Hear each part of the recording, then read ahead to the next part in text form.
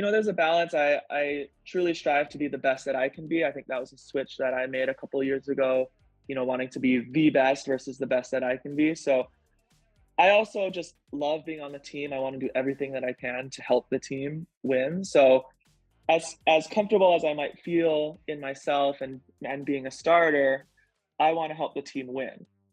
And so that's where my kind of motivation comes from, and how I keep inspired and wanting to keep going.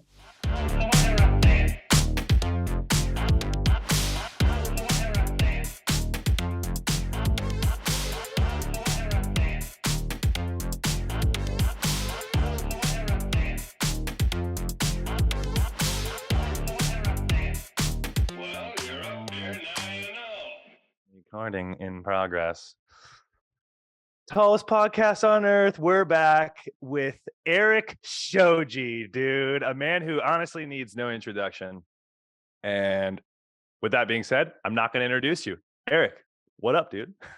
Hi, Taylor. Yeah, I don't even want an introduction, honestly. Those are always Erik's... very cringe for me. I'm like, I feel like I have to do the robot, and I feel awkward when people start talking. So, hello, thank you for having me. Yeah, no need to feel awkward on this podcast. And if there's any way to introduce Erik, just look at him. Erik, how would I view Erik? Already wearing a USA Volleyball t-shirt, dude. So that's a good start. I did contemplate what I wanted to wear here, but I feel like you and me, we do represent Team USA. So we're going for that. And Zoxa in the background. There is Zoxa in the background. This is all about the YouTube setup, but the theme of the morning is fake it till you make it. And that's what we're going for this morning. Are you faking it? Did you sleep good last night? I mean, 8:30 match that went 5 sets. You're getting home, midnight, basically. Whoa. I'm good. I'm here. I'm talking with you. We're fine. You're moving. I mean, I'm so happy that you're willing to wake up early, and by early I mean anytime before 10 o'clock to do this with me. Yeah. So thank you. Yeah, of course. Anything for you. I mean, honestly, God, it's so tough to wake up at 10 o'clock, right? But kind of our life sometimes over here. I mean, it is. And also hey, let me ask you. So for us in this league, it's like you either play at 2:30, 5:30, or 8:30. Will you rank those for me? Which ones do you like? What do you not like? Oh, it changes all the time. I feel like, well, which team? No, okay, maybe don't ask that. Don't ask that.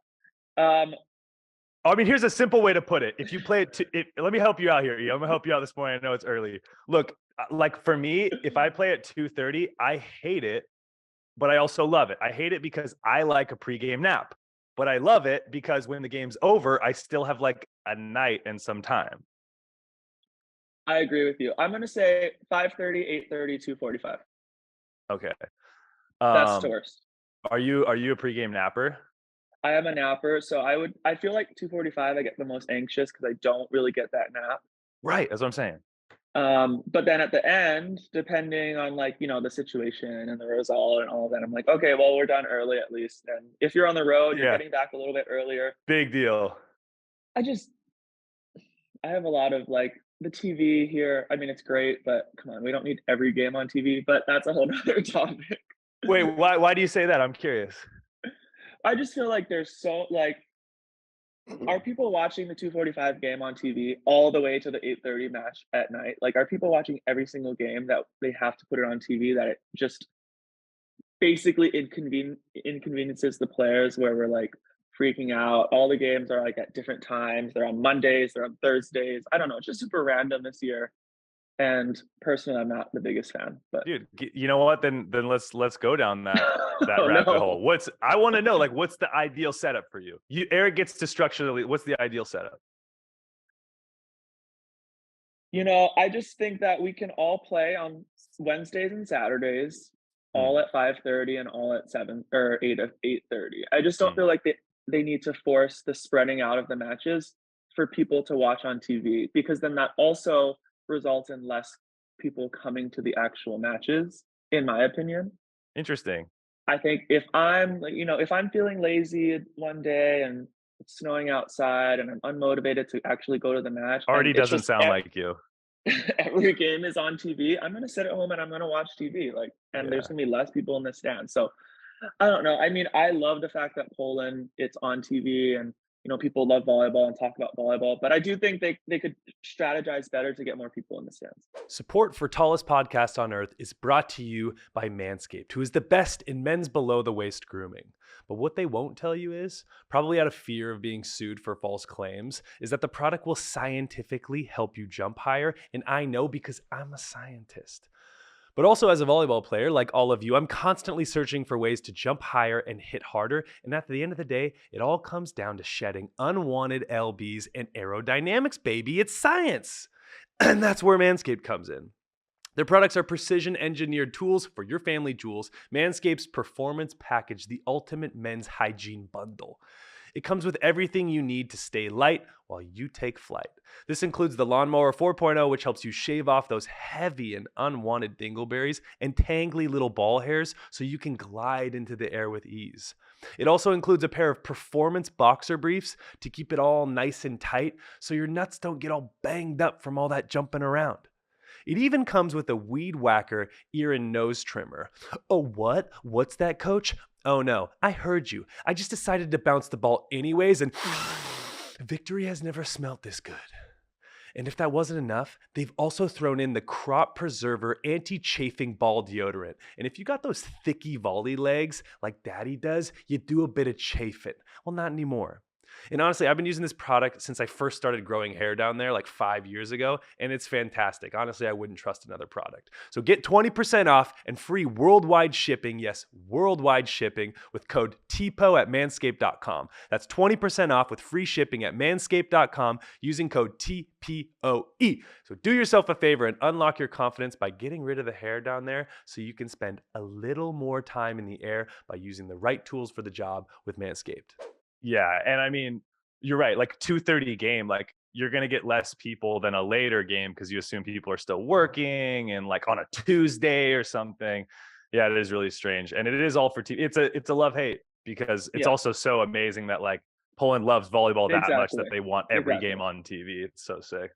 I mean, I Um, think our home match, our first home game this year, it was like we won the league last year. We won Champions League. It was like this big celebration of the first home game of the season. It was Monday, I believe, at 9 p.m.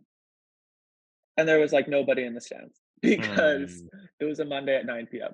So yeah, what? it's just bizarre sometimes that they're prioritizing the TV over the actual fans in the game. But Hmm. again, love hate. I love Poland. I love playing here. I love that they love volleyball and talk about it, but I don't know. Just there's a lot of things. There's a couple of things. Couple of Yeah, things I'll I say. dude, I had some ideas for where I wanted a couple conversations to go in this, and now I'm scrapping all of it, dude. I do this every time. I like think about like come up with some thoughts or questions, but I don't. This is not an interview. But here's what I want to say. I feel like from what I know about you, you are like volley dork in the most amazing way to a T. Tell me I'm wrong. You're not wrong. And I feel like Poland has got to be like the most ideal place for you to play. Yeah, I mean, it's a big change from some of the leagues that I've played in the past. I mean, Italy, they love their volleyball there, but I feel like they're not talking about it. Social media, Twitter, there's not a lot of debates going on online. Russia, I would say people could care less about the league in Mm, general. And then you get here and everything on social media that pops up because now there's now for you pages and there's for you Twitter threads and stuff. My whole thing is Polish. Like my whole thing is volleyball on mm. like Polish volleyball and the rumors and the transfers. It's crazy. It's wild. And The it's like gossip. the gossip is Come insane. on. I texted you Yep. yesterday about one thing. Um, it's wild to like Yeah. to be here and to be in that kind of world. And then obviously it's not the NBA or the NFL, but it's a small percentage of that. And you're like, wow, like this is a little bit of what guys have to deal with and athletes. And it's good and bad. And I love it. I love being here, but some things are okay. For sure. And it makes me think about like I could only imagine what it's like to be like in the NBA in the States, you know, where everyone knows everything that's going on. Like people are following like crazy, people you don't know. And then you come out to Poland, it's not that intense, but it is even more so, I can imagine, if you're Polish. Like, Yeah. and you play with some of the like big name Polish dudes. Like I can imagine for them, it's, you know, like, do you find that they're like, they love it, they love the gossip, or they just love that, you know, they have some stardom? Or is it more like, are they looking more to, I don't know, wish things were more private? Like, is it that big of a thing? Well, it's really interesting you asked that because it's something that I would love for them to come out of their shell a little bit and like, Hmm. I don't know, be a little bit more outgoing, not outgoing, but just like, I don't know, out in public a little bit more. But these guys get asked for photos and autographs anywhere they go, you Hmm. know, almost anywhere. In our small town, it's like everyone knows the team. Everyone knows volleyball in Katowice, which is the biggest city close to us. So um, they love the gossip, they love the drama, let's be I honest. mean, Like we all do. Come we on, all for kind of sure. do. But um the guys don't love to go places here. Hmm. You know, they don't even go to restaurants hardly Hmm. because people are always staring. People You are mean always asking. restaurant, the one restaurant you People have? are they do not like to go to restaurant. Yes. Um, you know, we have 3 or 4 or 5, I will say that. Hmm. Because, you know, they're just constantly being stared at and, like, being asked for photos, and it's a small glimpse into, like, real celebrity, which Yeah, sure. kinda sucks, but, Yeah. I mean, I get it. I think they love the stardom, they love the fame, but it comes with, you know, there's a price to pay with it. Yeah. And the upside is like, how cool is it that people freaking love volleyball, dude? I think that's the best. I mean, that's the best part about playing. I agree. I've played in, you know, in Italy and France, and um, Italy is also another big powerhouse. But it didn't feel the same as it does here, where it's like clearly people love volleyball here. And then you know, you grew up in Hawaii, which is like kind of similar. I mean, I went to university there, and like I felt that love, you know, of people who like love volleyball. What was that like for you as like a kid? Like, did you grow up just out of birth passing balls or what? Yeah, I mean, I was, like, arms first coming out, you know, just, like, trying Eric to comes bump. out diving, It was like a pancaking. it was a strange birth, I feel like. Oh my No, god! I If mean, I had photoshopping skills, I'm gonna try to Photoshop that image in some like appropriate way. Okay. I'm so sorry, mom, I know it wasn't like that. Yeah, people in Hawaii love volleyball, which is great, and, you know, humble brag for my father, but he's a big part of that situation at home and being the coach at the university for 42 years. So, Mhm. personally, I kinda grew up in a gym, like, I had a regular childhood, but it also involved a volleyball gym most of the time. Yeah. So, I grew up in the gym, I found the love pretty early, and I also just recognize, you know, when people are playing on the beach, they're playing in the park, they're playing in every gym that's like an open gym, you realize that the sport is pretty big. So, I thought that was really cool. I love volleyball from a really young age, and my Yes. From my what? dad Like, and my family is a part of that. Yeah. I mean, that's for sure. And you also have a brother who, like, did you and your brother Yeah. at the same time both like love volleyball like really, really early? Because, like, for me, you know, I found volleyball when I was 15 and like played soccer most of my life. Never really thought of volleyball. You come from a volleyball family, I can imagine. Like, were you an outrigger kid too? Like, were you just there at like, you know, every day since you were 2 years old or whatever? We are outrigger people, but I will say we're not quite as outrigger as maybe Tri-Born or the Got it. Yeah, yeah, Crabs yeah. or the McKibbins. I mean, we are part of the club, but we weren't, like, put there every morning like they were and left to fend for ourselves kind of like they were. Hmm. Um, Daycare, yeah, it wasn't our daycare. It was outrigger more like daycare. it was like outrigger was for beach volleyball weekends and then maybe to go in the water. Like, Sure. that was for us. What was the other Oh, we started early. So Kavika's 2 years older than I am, but our first club team, you know, I was 8 when we started playing, like, structured volleyball, Wow. but, you know, I was in the gym. Before that, I was passing against the wall, trying to hit a square, setting, trying to hit a square. So, as much as my childhood was normal, like I was that kid in the gym trying to work on things when I was young. Yeah, well then I'm really curious, like who were you as a kid outside of volleyball? Like who was Erik when he was, I'm super interested because these are things I don't Yeah, know about you, dude. And by the way, this podcast is for me, baby. All right. I want to get to know you better. And I know about yeah. your volleyball. Like, dude, you're the kid who loves volleyball. And I'm curious, like, who were you as a person when you were younger, Yeah, I mean, I would say that my whole life was revolved around sports. So I played a lot of sports growing up, and all my most of my friend group was in the sports that I was in, Like and I was what outside comfortable. of volleyball, what else did you play?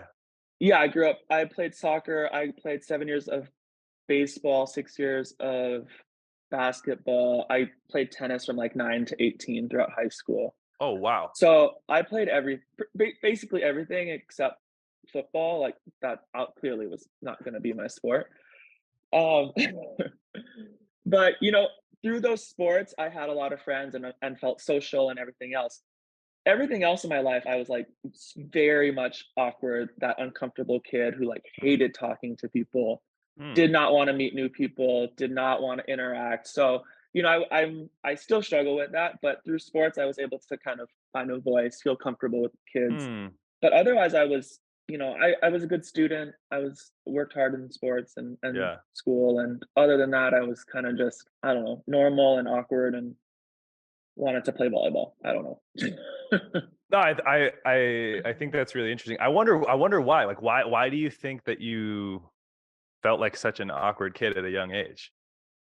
I just never had, like, the personality to speak, to talk to people and be outgoing unless I Mm, really got to know them. And I'm still kind of like that today. mm. I'm kind of an extroverted introvert, so when I enter a space, I'm not. Extroverted Yes, introvert. Let extrovert, me let me introvert. try to So, process that really quick.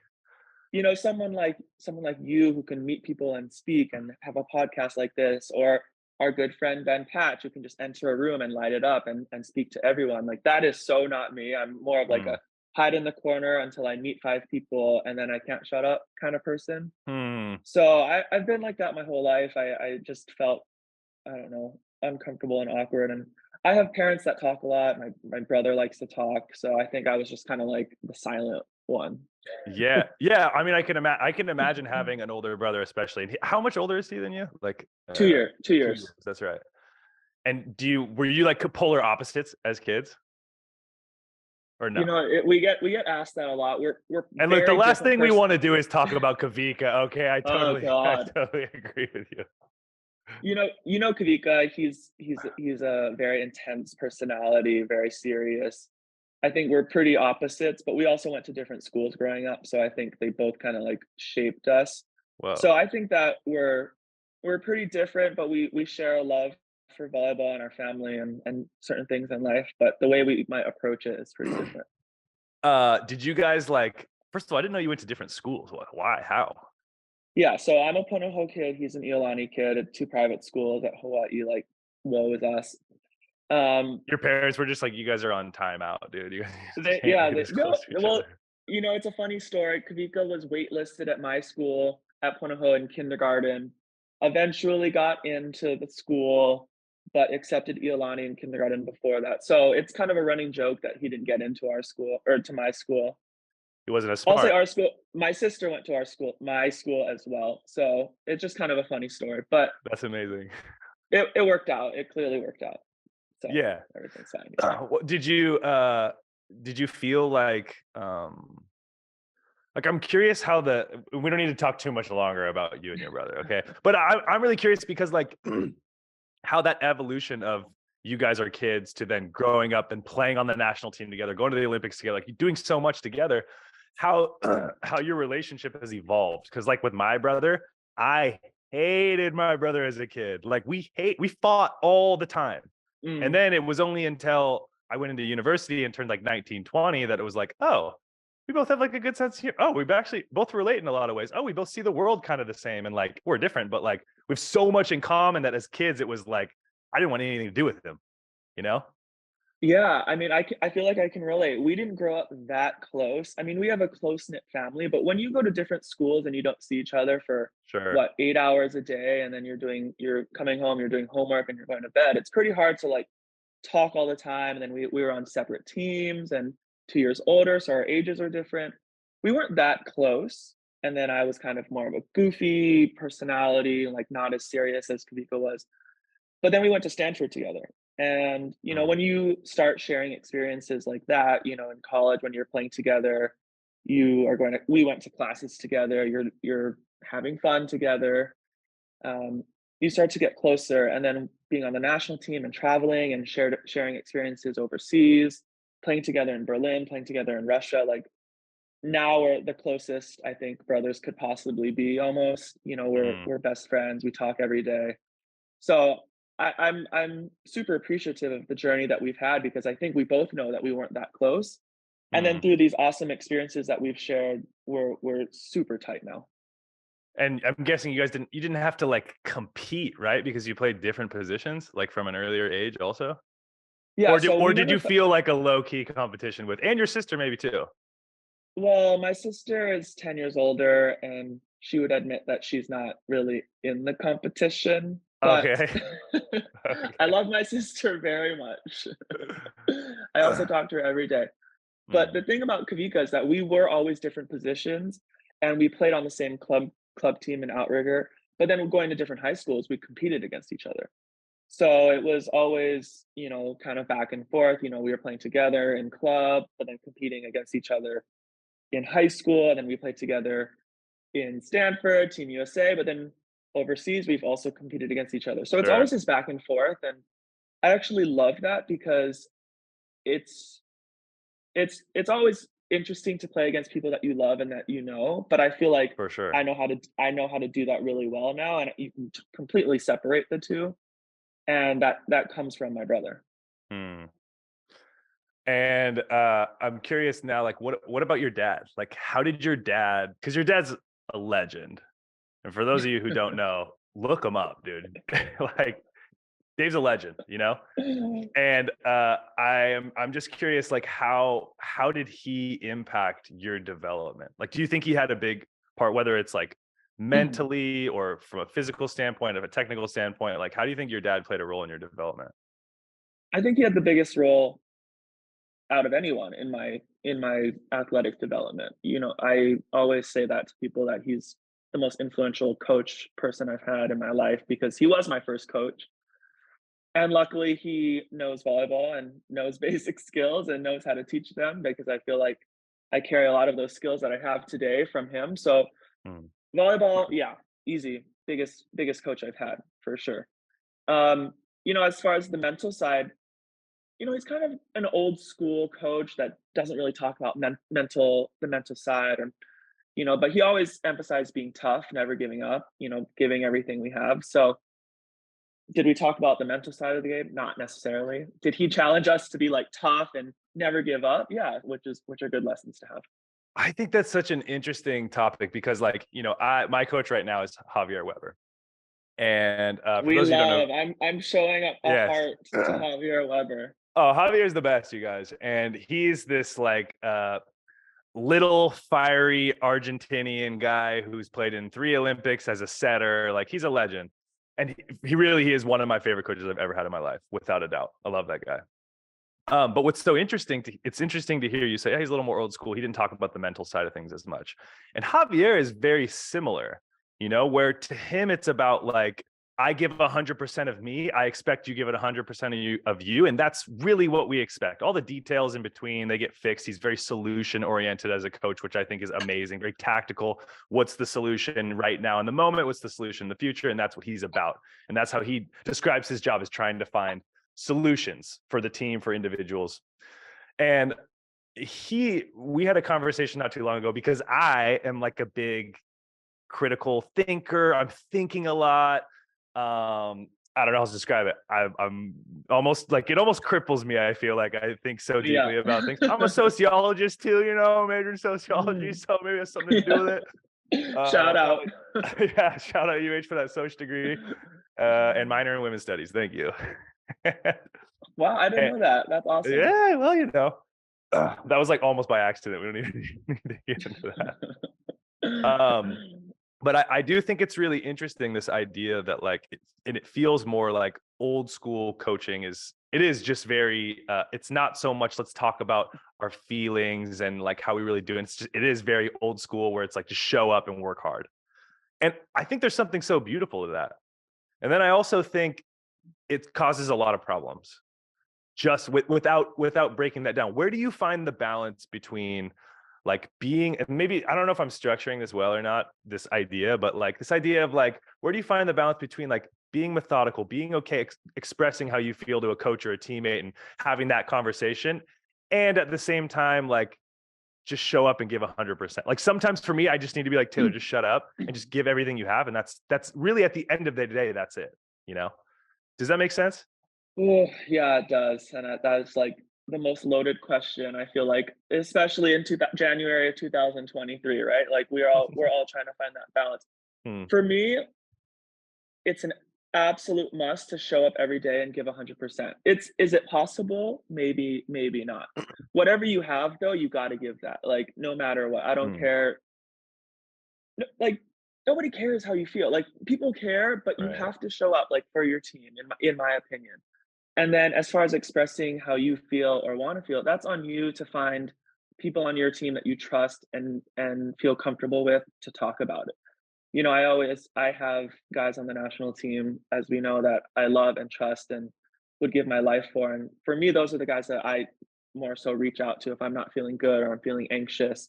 I'm not always going to go and express it to everyone or the coaches, like I'm not feeling great or I don't want to do this today or something like that. So for Hmm, me, it's showing up and giving your best is an absolute must, in my opinion. It's hard. It doesn't necessarily happen all the time. But as far as, your how you feel, like express it to someone that you love and you trust, and I feel like you'll feel better for that. yeah. I think of like two examples. I think about certain players I've played with who, and I almost use like injury as an example, where it's like I know certain players who they're so in tune and sensitive to their body that it's like every day there's some little thing, and it's like, all right, this seems like you're on one like heavy swing of the pendulum here. And then on the Yeah. other side, I play with specifically some Polish teammates who it's like, dude, you're clearly in pain. You need to stop jumping for the day. I can't watch you do this, but they won't Yeah. say anything because they come from that old school mind mentality of just like, just show up and give what you have, like show up and work, show up and work. And that's also why I love Polish volleyball. I love a lot of Polish dudes is like, in my opinion, they work, they seem to work really hard and they care Yeah. a lot about volleyball and they want to get better. And I love that. But like, I'm constantly searching for like, where is the where do I fall in that line? What do I believe? And I believe it's a balance. But sometimes yeah, I don't know. I flip flop. Sometimes I'm like, but Yeah. I feel this way, but I do feel this way. And he asked me, or like, Yeah. like what's better for so like I guess now what I'm melting into is like how has that conversation changed for you as you're getting older? Because while your spirit is clearly young, that's why you're the king on TikTok. We're getting older. And so I just want to know, like, how have you managed differently? Because, dude, when you're 20 years old or whatever, you just show up and freaking go. Especially, oh gosh, 16, 17, 18, like you have the energy to just go forever. I mean, I work with some of these kids and they're playing like 5 games in a tournament a day. And that to me is just like, oh my God, dude, we play one How? match. How And I'm did we like, do that? How did we do I that? don't want to see another match for at least 4 to 5 days, like, Yeah. yeah, exactly how. It's just insane. So how do you manage that as you've gotten older? Manage like, okay, I feel this, maybe I shouldn't push, but like, or is this something I can push through? Like, how's that work for you? Yeah, I think it's changed a lot. I mean, when you're younger and you have more energy and you're not feeling as comfortable with your position on the team, it's like work, work, work, work, work. It doesn't matter what you feel like. You Mm, wanna show people that you're working and you wanna show your coaches that you're putting in more effort. And I think there's, some truth to that where, if you're young and maybe you're not starting and you feel okay, like put in the extra work. Why not? You have to maybe push to get on the court or make the roster. And mm, if you're not, again, it's a balance. Like if you're feeling okay, go for it. Like get the reps. That's always been my mindset. Mm, As I've gotten older and felt more comfortable and understanding like I'm gonna play the next game. Like it's about being a little bit smarter and giving 100% for the 2 hours that we're gonna practice. And if I feel good about that and confident in the work that I put in, the communication I had with my teammates, and my coach asked, "Do I want to pass after?" And I say no because I'm a little bit tired. That's the best decision for me. So it has changed. I mean, I'm 33. I'm on the older side now. My career is winding down. It's about a really focused, deliberate effort during practice. And then if things, if he wants to get more reps after and he asks, I might turn it down because I'm just not feeling perfect and I feel confident with the work that I put in. So I think it's situational. I think it depends on who you are, how much energy you have, how you feel, your position on the court, your position on the team, and you got to figure it out for yourself. mm. Yeah, and I guess I always feel for like when I think about certain Polish teammates I've had where I'm just like, oh man, I wish they spoke better English first of all, so I could like really communicate with them because it seems like they're holding so much within themselves. And sometimes I don't know, like, bro, is that better? Like, should I be doing that? Like, I don't know. Like, am I getting too like in quotes soft? Like, I don't know. Like, I struggle with that personally. Sometimes being like, nah, I think like this is what I need, but then also could I push through it? Like, trying to find that line is tough. And I know you're not like jumping, but you still, I'm gonna do my best to just Yeah, we better we watch don't what you say here. like obviously when you said like your career is coming to a close, it's like my mom is almost 60 or 58. She's gonna kill me for saying that, but she still jogs all the day. So you could you could still play until you're 58, probably 60, probably something like that. Probably not a big deal for you, but I'm just kidding. Just kidding, um, teasing. For those of you who don't know, there's been some fun beef we created a long time ago about how libero is not a demanding position. We don't need to get into that because we already had that conversation, and there'll be a lot more fun stuff to come, hopefully. Uh, what's the question? what do you mean? What are you asking? Let's Eric, let's this is go not there. an interview, okay, bud? If you want an interview, we can call up Volleyball World and they can write something up on you, bud. We're just hanging out, all right? I know this is a Okay. new format for a lot of people. They're thinking of questions. Just hang out with me for a little bit, baby. All I ask is your time, dude. Okay, We what gets all talked get about in that time doesn't we matter. all get, it was so funny when we were kind of starting this debate at World Champs because obviously everyone is like, it's just for fun. We're not fighting. Like, we're good. Well, But it was like you asked Mason first, and Mason was like, "Oh, libero's hard." And you were like, "Okay, is that an argument?" Like, that whole dude, that whole Instagram live we did was amazing. And yes, it was a joke. This idea that like libero is not a physically yeah, demanding position, and it's fun to break down. It's fun to talk about, and it's fun to get people riled up. So I will continue to say things that I yeah. don't mean because it's fun. And Um, then I just remember you asking me, and I was thinking out. I was like, "Well, we're on the court the whole time. You were moving. I don't know. We're in a squat position constantly. Whatever the arguments were." And you were like, "Oh, like maybe we should test this out. Like, how can we test this out?"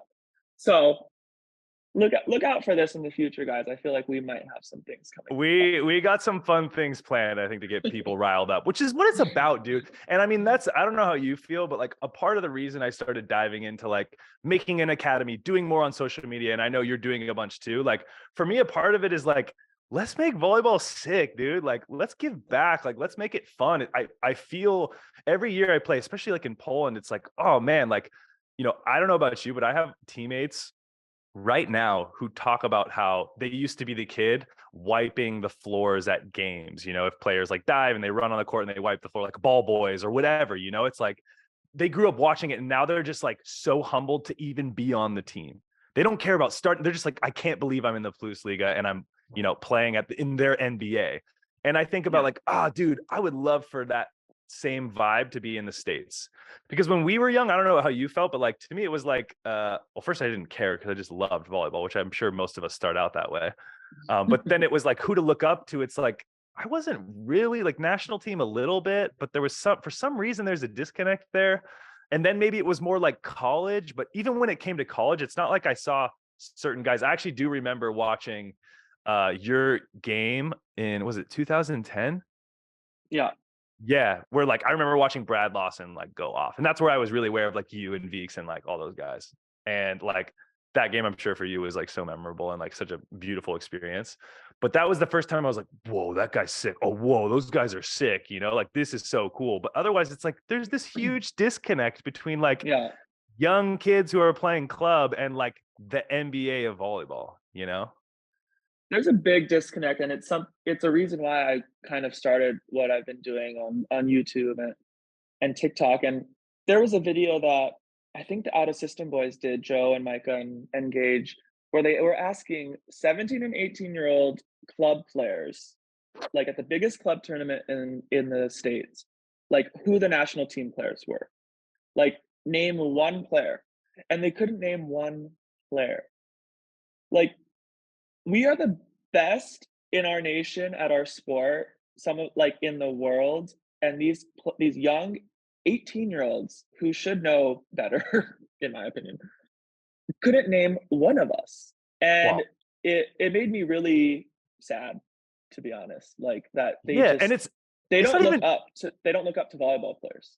well, and So I think about it this way too, E. Like to me, it's also like you said like they should know better. And I totally agree. The other side of it is like if you're 9 years old and you play basketball, you know who LeBron James is. yes, And the yeah, difference is because it's on TV everywhere. He's got shoes, it's publicized, like everyone knows who it is. And I don't think it's just because more people play basketball than volleyball. I don't even know if that's debatable or not, but like especially on the women's side, like it's the number one sport, you know? It's just like these women and men should know who the best, who the LeBron James and Kevin Durant's and I sadly don't know a ton of female basketball players. no. I'm gonna say Brittany Griner, and that's Diana controversy. Taurasi, Sue Bird. Okay, Yeah, but you know, Lisa Leslie, let's go, baby. Lisa Leslie. that's okay, sure. What do you mean? Well, yes, but she's retired. Yeah, but But yes, she's like the LeBron James yes, of the you're right. WNBA, is she not? I think, Exactly. yes, You don't even know, baby. That's the yes. only one I know. Well, I think that's why we both appreciate here in Poland as much as I complained about the TV earlier, like, kids are watching the players on TV, kids are watching in the stadiums, they're going to these matches, and I think it's so cool that they look up, like, 5 kids in the arena have Śliwka jerseys on. Like, Yeah. that's Oh, dude. amazing. That's Yeah. amazing to me, and it, like, I don't know, I have goosebumps thinking about it because it's just so sick, and these kids, they see us, and now they wanna play volleyball, and that's part of the system that Poland is crushing it at. But Hmm. it's so cool that, these kids they're looking up to volleyball players, they're looking up to even us in the Liga, like, I do my best to pepper with the ball boys or to play with the ball Hmm. boys, and they're, like, so appreciative of 2 minutes of me just setting the ball with them, so that's cool. I mean, part of the social media thing, like, I don't want this to sound arrogant, but I want every young volleyball player to know who I am. Like, to know who I Sure. am, and then also part of the reason is to show our team and to people Hmm. getting more interested in our team. So, there's a disconnect. Luckily, social media does a decent job of kind of connecting all of us. Yeah, and I think that's amazing. And here's like the biggest thing. Here's the thing I think about all the time. It's like LeBron James doesn't need to do any of that. Like even low level NBA players, they don't need to be making their own vlogs and doing shit on TikTok. A, financially they don't need it, and B, like they don't need it to put like to promote themselves. But that's what, and this is why I'm like, Erik, you're a friggin' pioneer. Like, and that's what, and you've even inspired me to be like, let's learn. Like TikTok to me has always been like, oh my God, TikTok, come on.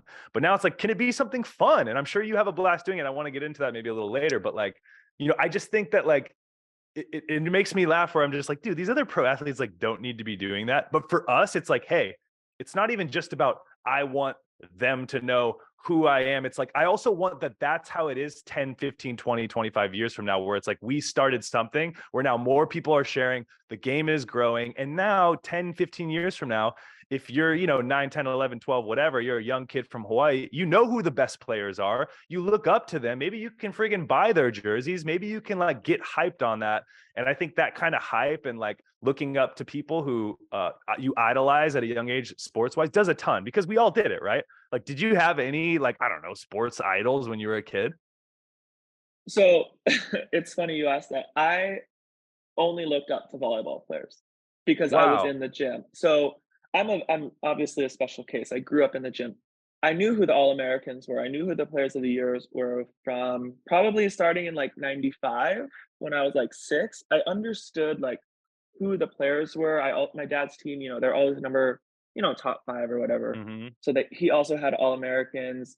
Robin Amo is a 3-time Olympian. He was the Mhm. setter that I grew up watching. So I grew up idolizing volleyball players, and then randomly Frank Thomas on the Chicago White Sox. Like, I don't know, I collected Sick. his cards. I collected his baseball Sick. cards.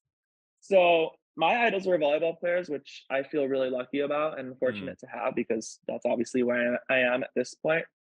But I wish that young club kids looked up to us, and I mean, I think they do, some of them, but that's, it's part of the disconnect. And how do you so obviously like being more social on TikTok, on Yeah. YouTube, that kind of stuff is one way to do that. When you look at like how do we get to the point 10, 15 years from now where we've helped close that gap? How do we get there? Do you think like more pros should be sharing? Like, is there anything from like a TV standpoint, or like how do you think we can get there? Well, we need to be more visible, I think. I mean, most of the reason that these 6-year-olds know who LeBron James is because they see him on TV and Mm, they see him in commercials and they see him playing. So somehow if we can possibly get on TV more, that would help. I also think that we would love to play in the States more. We that's for have sure. no games in the States. We have one coming up July 4th through 9, Hey, Anaheim, BNL. go E, dude. Yes, dude. Nice. You're right. So I think also playing in these events in the States would help. I would love to be able to go to nationals or go to AAUs and have a tent and, take pictures and things like that. Other than that, it's like we don't have time. We also need a league. Like if we could have a league in the States, Yeah. that would help too. We're over here in Europe 8 months of the year. It's pretty hard to, reach out to people and to truly connect with fans and kids because Mm. we can't actually be there. So I think more visibility, TV, online, more events in the States, I think would help. And you talk about how we spend 8 months of the year overseas. As someone like you who's been doing this for what season are you on now? 11. 11. Yes. Um, how has that been for you? Like, what are the things that are either you love or are tough for you? Like, what's life like overseas for Erik Shoji? Life is simple. I feel like life is good. I wish I could complain. I love to complain, No, but please don't, dude. I probably complain way too much on this podcast, so please don't. Let's keep it's it. it's just I feel like I have a simple life. I live in a small town. I have a grocery store that I walk to. I have 5 restaurants I can go to. I have Dave and Kelly Smith that live upstairs. So, life is good. I feel like you learn a lot. You grow a lot when you're overseas, but In what way? life is good. Well, I mean, I grew up in a pretty I grew up in a bubble. I grew up in a private school, outrigger, Hawaii stand sheriff bubble. Like that Mm, was my life growing up. So you don't learn a lot. You don't see a lot of different kind of people. You don't experience that much. And then just being overseas, you're thrust into a world that's completely different. You're forced to figure out how to put gas in your car. You have to figure out how to operate in a grocery store or speak broken English or learn a different language. I So love the way you there's said that. different things. How to operate in a grocery store? Just friggin' robotic E coming into the It's like, grocery store. Hello, hello, that's chicken. Okay. Jin Um, dobre. Kurchachki is Jim chicken. Dobre, yeah. Just like put my head down and walk around.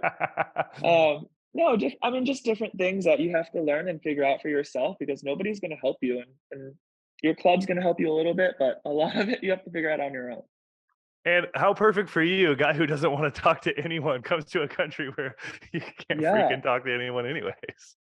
Well, seriously, I mean, the first 4 or 5 seasons of my career, I had an American on the team. Mm, So it was easy. It was pretty convenient to just not have to talk to anyone basically and just be friends with the American, sure. which is great, but it doesn't exactly help you open up and grow that much. And then finally when I didn't, you have to figure out like, oh, okay, I do have to reach out to teammates, or I have to reach out to my club for help, or go for coffee to entertain myself, or just try to be friends with your teammates because that's all Mm. you have overseas basically. So yeah, it's I mean, you Y- just grow a lot. It's hard to explain, but Yeah, well, did you feel like when you first came overseas, you weren't, because you described like in your childhood you were very, I don't know, reserved, is that one way, or just didn't feel like you could open up to the world and, hey, what's up guys, like you weren't that kind yeah. of guy. Do you feel like you were like that when you first came overseas and now things are different? Because to me, and I've known that about you, you seem way more eccentric, is that the word I'm looking for? Like, Yeah, you I would know better mean, than me, you went to Stanford, okay? I went to I was a Hawaii. biology major. I'm like better at mitochondria than verbs. Yeah, I feel like I've opened up a little bit for sure. I mean, I'm 33 and more comfortable with myself these days Sure. than I was back then. I mean, a quick little anecdote to like how uncomfortable and like socially awkward I used to be. Recruiting trips are supposed to be this like super fun time. I don't know how your recruiting trips went. It's I usually went like on 5 and I loved all of them. Yes. exactly. I went on 4 and I hated all of them, Mm. basically. And by the way, for those Um, listening, recruiting trips is basically where like you get recruited to go play Division 1 somewhere and they yes. bring you on a trip for a weekend. And literally their goal for the weekend is make Erik have the best time of his life. Yeah, Yeah. exactly. So yes, poor me, we were recruited. Like, sorry, we went on these free trips. But at the time, like, I did not drink as a 17-year-old. Mm. I didn't do any of that kind of stuff, which is unfortunately is part of the process for a lot of these recruiting trips. We're just gonna Mm. be honest here. I mean, Um, yeah, dude, I went wild. We went wild on my recruiting trips. So I yeah, I mean definitely hear you. that's basically what a recruiting trip is. You have fun, you entertain the recruits, you Yes, buy them dinner, and you have fun. Well, that's I right. wasn't that kind of kid back then, so I was felt so uncomfortable on every Mm. single recruiting trip. I broke out in full hives, face and neck. That's how uncomfortable I felt in these Oh. situations and how socially awkward and, just social anxiety I had as a kid. Mm. That like outside of my bubble, having to interact with new people, in California, which I hadn't lived in at the time, even at Stanford, where all my best friends were on the team, I broke out in full hives and had to like Wow. hide in the bathroom until I calmed down and they went away.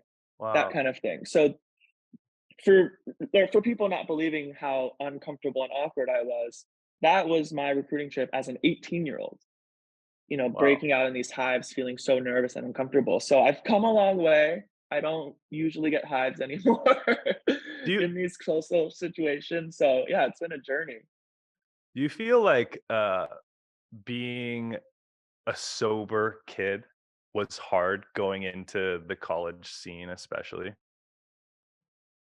Actually, no, because there was a turning point where I was like, okay, I was so good for 19 years of my life. I am going to have some fun. That was literally my thought process. I Right. got to Stanford and I also didn't want to feel uncomfortable and like that awkward. I didn't want to get hives anymore. I was already in this situation where, going to Stanford, like imposter syndrome was like 100%. So Hmm. I just wanted to have fun and fit in and be a little bit more social. So I started to Yeah. drink as a freshman, I'll Yeah. be honest. Yeah. Um, but I didn't have a sip of alcohol before that, any Yeah. other sort of substance, anything like that. I still am not like a partier, a huge drinker partier kind of Sure. person, but Yeah. um 19 years of my life was completely sober, if that's what we're Yeah. calling it. Yeah, well, and I mean that because, and for those of you who listen to this podcast for a while, I did not have the same journey, you Yeah. know, and I fell into some of that stuff very early, and I don't know. I think back to like, yeah, kids who maybe didn't drink or didn't smoke or didn't do any of that kind of stuff. It's like I felt like maybe there was like, I doubt we're gonna like get along, like we're not gonna see fun in the same way. Not that Yeah. I only saw fun that way. It's just like that was a part of it, you know? Yeah, for And sure. I look now at kids who own, not like, I'll give an example. And I'm only using this example because I love the kid and we already did a podcast with him, Mason Briggs. Like Yeah. he's a sober kid. and he's in college. And I talked about it on the podcast, just like what is it like being in a college environment where everyone's like, you're not drinking? Oh, that's not cool. And like, it's like cool to party and cool to drink and be sociable in that way. And it's not cool to be like sober. And just hearing his perspective and seeing how much he owns just who he is, I really love that. And now as an adult, I'm like, that is the coolest thing. Now, again, it's not like every kid who wants to drink is just, oh, we're just freaking, just doing whatever we want and we want to party. And like, there are kids like that, but there's also a moderation of just like, hey, go have fun. You're 19, 20, you're figuring it out. Go do that. That's what a part of being at that age in university. That's like where you learn a lot about yourself. Like, go do that. But at the same time, like now I look at a kid like Mason, I'm like, damn, that's so tight, dude. Just a kid who can like own who they are, and I think now, like, because I was the kid, you talk about how you learning to be more sociable, and like you didn't want to go into hives because of your anxiety, your social anxiety and stuff. And I appreciate you sharing that. It's a vulnerable thing to share. I really appreciate that. And I look at it the opposite way for me, where it's like, what was I hiding? Like I couldn't just like go to a dinner and just be sober and have fun with my friends. Like, and I grew up in kind of like a church environment. I think that kind of screwed things up. And this is not my therapy session. You okay. similarly. We can do. Yeah. And I mean, I think that had an impact on how I viewed the world for me. And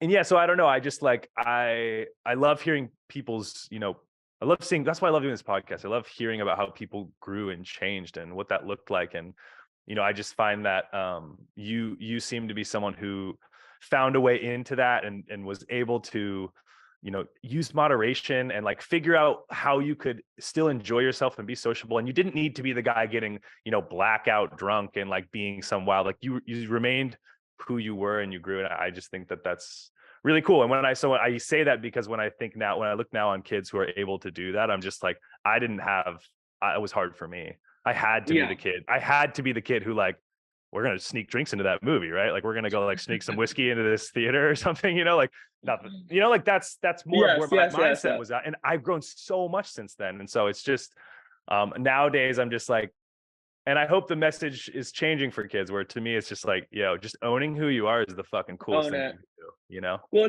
it's so funny, like looking back at some of the things and the pressures that we used to feel as college kids or high school kids, like, why did we have to have that drink? Like, we didn't have to have that drink. And 10 years later, we don't even remember like why. It's just really stupid to think about some of the things like that we felt pressure about, whether it's drinking, whether it's about our clothing or anything social like that. But I agree, like kids, if you want to own it, like own it. I have so much respect for Mason in that. I listened to that podcast. I've listened to most of your podcasts, by the way. Oh, well, you don't need to do that. But it's interesting. We've talked about, I had a semi high profile father growing up. I lived in this family where, my dad was front page every fall, every weekend, with match results, and his picture was on, the paper. So my parents were maybe a little bit dramatic in the way that they approached drinking and drugs and getting into trouble. They Sure. basically told my brother and I, if you get in trouble, you're on the front page. Your dad is on the front page. Like Shoji caught drunk driving, Shoji caught with this. So it pretty much instilled a pretty big fear into us, like, oh, we can't be on the front page. So was that a little bit dramatic? Probably. But nice strategy, Dad and Mom. That's a nice strategy, though. Did it work? It worked. But it also was just kind of us, like, we also didn't have a lot of time to, like, have that much fun. But sure. Yeah, it's interesting what parents do and how kids evolve. But yeah, I really was like a sober, awkward kid that started drinking freshman year because I said, I can do it. I can still have fun. I can still be me and I can be safe. And yeah. And what I love hearing about this part in your story to me is it's like more or less like volleyball is what has allowed you to grow more into yourself. It's been your way to express who you are. I can, at least from the outside, I know I feel that way about myself, where it's like, I make the joke where it's like volleyball, like kept me alive, like, volleyball is and I think I didn't owe it. I didn't, for myself, I felt like I didn't see myself as just a volleyball player until I had like an injury. And all of a sudden I was like, who am I outside of volleyball? And I realized finally that like, I owe a lot of who I am in my personal development to volleyball, and I'm so grateful for that. Yeah, for sure. I mean, like I said, if when volleyball takes us all around the world, we're meeting different people, we're in new environments of how we have to figure things out. And also for me, being away has allowed me to learn how to communicate with people back home mm, and keep relationships and develop relationships. So I don't know. I have so much gratitude for being overseas, as hard as it can be being away and living in a foreign country. I think there's just so many benefits that I know I'm going to take when I move back home, which is going to be a harsh reality in so many ways. mm. But I think that there's just so many tools that I think we've developed that are going to help a lot. And speaking of developing tools, I am very interested to know, what's it been like for you? Like, how long have you been the guy? Let's be honest. Like, you've been the guy as a libero in the national team gym for a little while now, where it's like we've had some good liberos come through, but like Erik's gonna play. Like, you're the guy. I want to Thank know. you. It's just the truth. And what I want to know from you is there, where do you find the balance in that being comforting, and then that also now there's pressure because we expect things from you? Like, how do you manage that? Yeah, I feel like you asked Jordan Larson this a little bit Okay, because she is like the woman. She is the woman. for sure. Um, oof, yeah. What was the question again? Okay, I mean, so there's one part where I probably didn't feel comfortable as the guy. I still don't like to say that. Probably until 2018, and that was 5 years after I had starting on the national team. Like it never felt comfortable to me to be the guy, the libero on the team. Obviously, I still need to work. So, there's a balance. I truly strive to be the best that I can be. I think that was a switch that I made a couple years ago, wanting to be the best versus the best that I can be. So, I also just love being on the team. I want to do everything that I can to help the team win. So, as comfortable as I might feel in myself and being a starter, I want to help the team win. And so that's where my kind of motivation comes from, and how I keep inspired and wanting to keep going. yeah. And here's what I mean. Let's start off by saying this. Erik, you're one of the most humble people I know. Okay. Thank you. Yeah. You Okay. are going to be the last person to be like, oh yeah, I'm the guy. Okay. So that's what I'm here for. I'm here to speak for you in some ways. Thank Okay. you. You're the guy as a libero, and you deserve it. You've had great numbers. You're a great teammate. Like, there's so many reasons for it. And so my thought is, like, I think back to, for myself, it's like I've had certain seasons where I'm just having an amazing season, and right now I'm the guy, and I go back and forth between uh, that gives me confidence, and then also I haven't been blocked in like 4 or 5 games, and I get blocked that one time, and I'm like, whoa. Yeah. And then maybe I miss my next serve out, and I'm like, whoa. Like, whereas if no one expects anything from you, for example, my first year in the Italian league, uh, I was coming straight out of university. It's like playing against all these legends. I didn't even know who they were. I had nothing to lose. What did I care? No one knew who I Yeah. was. I didn't have a name. I hadn't made a name for myself. Like, what do I care? And that type of freedom, I felt like allowed me to access something that is completely different. Whereas, like, you're not going to wow anyone. You've already done things where we're like, whoa, that was an amazing digger. Whoa, his numbers are amazing. Now it's just like, can you stay there? Like that type of pressure. How do you handle that? Does that make sense? Like, Yeah. how's that It changed and does. adapted? I It mean, you're on the best team in club. Like, you won, European championships. Like, well. well, okay, not right now, currently, that's for sure. But but still, like, you've been in the Olympics. So how do you handle that kind of pressure? Yeah, I mean, it can be tough for sure. And I'm with you when you feel like, okay, I haven't been aced in 2 sets. Like, what are the chances that Abril's going to hit one on the line and I'm going to get aced on this ball? Like those Probably are the. zero, by the way, but I yes. mean, it just depends on the situation. But thoughts like that do go through my head for Mm, sure. I think they all do. But I try to remember, and this is kind of a cliche we little love it.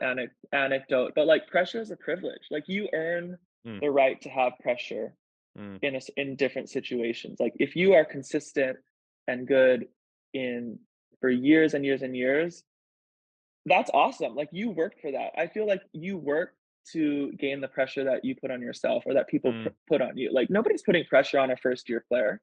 sure. Nobody expects everything. And is that good? Yeah, but, like, you wanna be the player that people expect you to pass, what, 60%? I don't know, whoever. For you to Sure. hit 400, hit 450, like, that's what you want. As an athlete, that's what you should want, and I feel like I'm sort of embracing that more and more these days, definitely within the past couple of years, so Mm. I truly think that pressure is a privilege.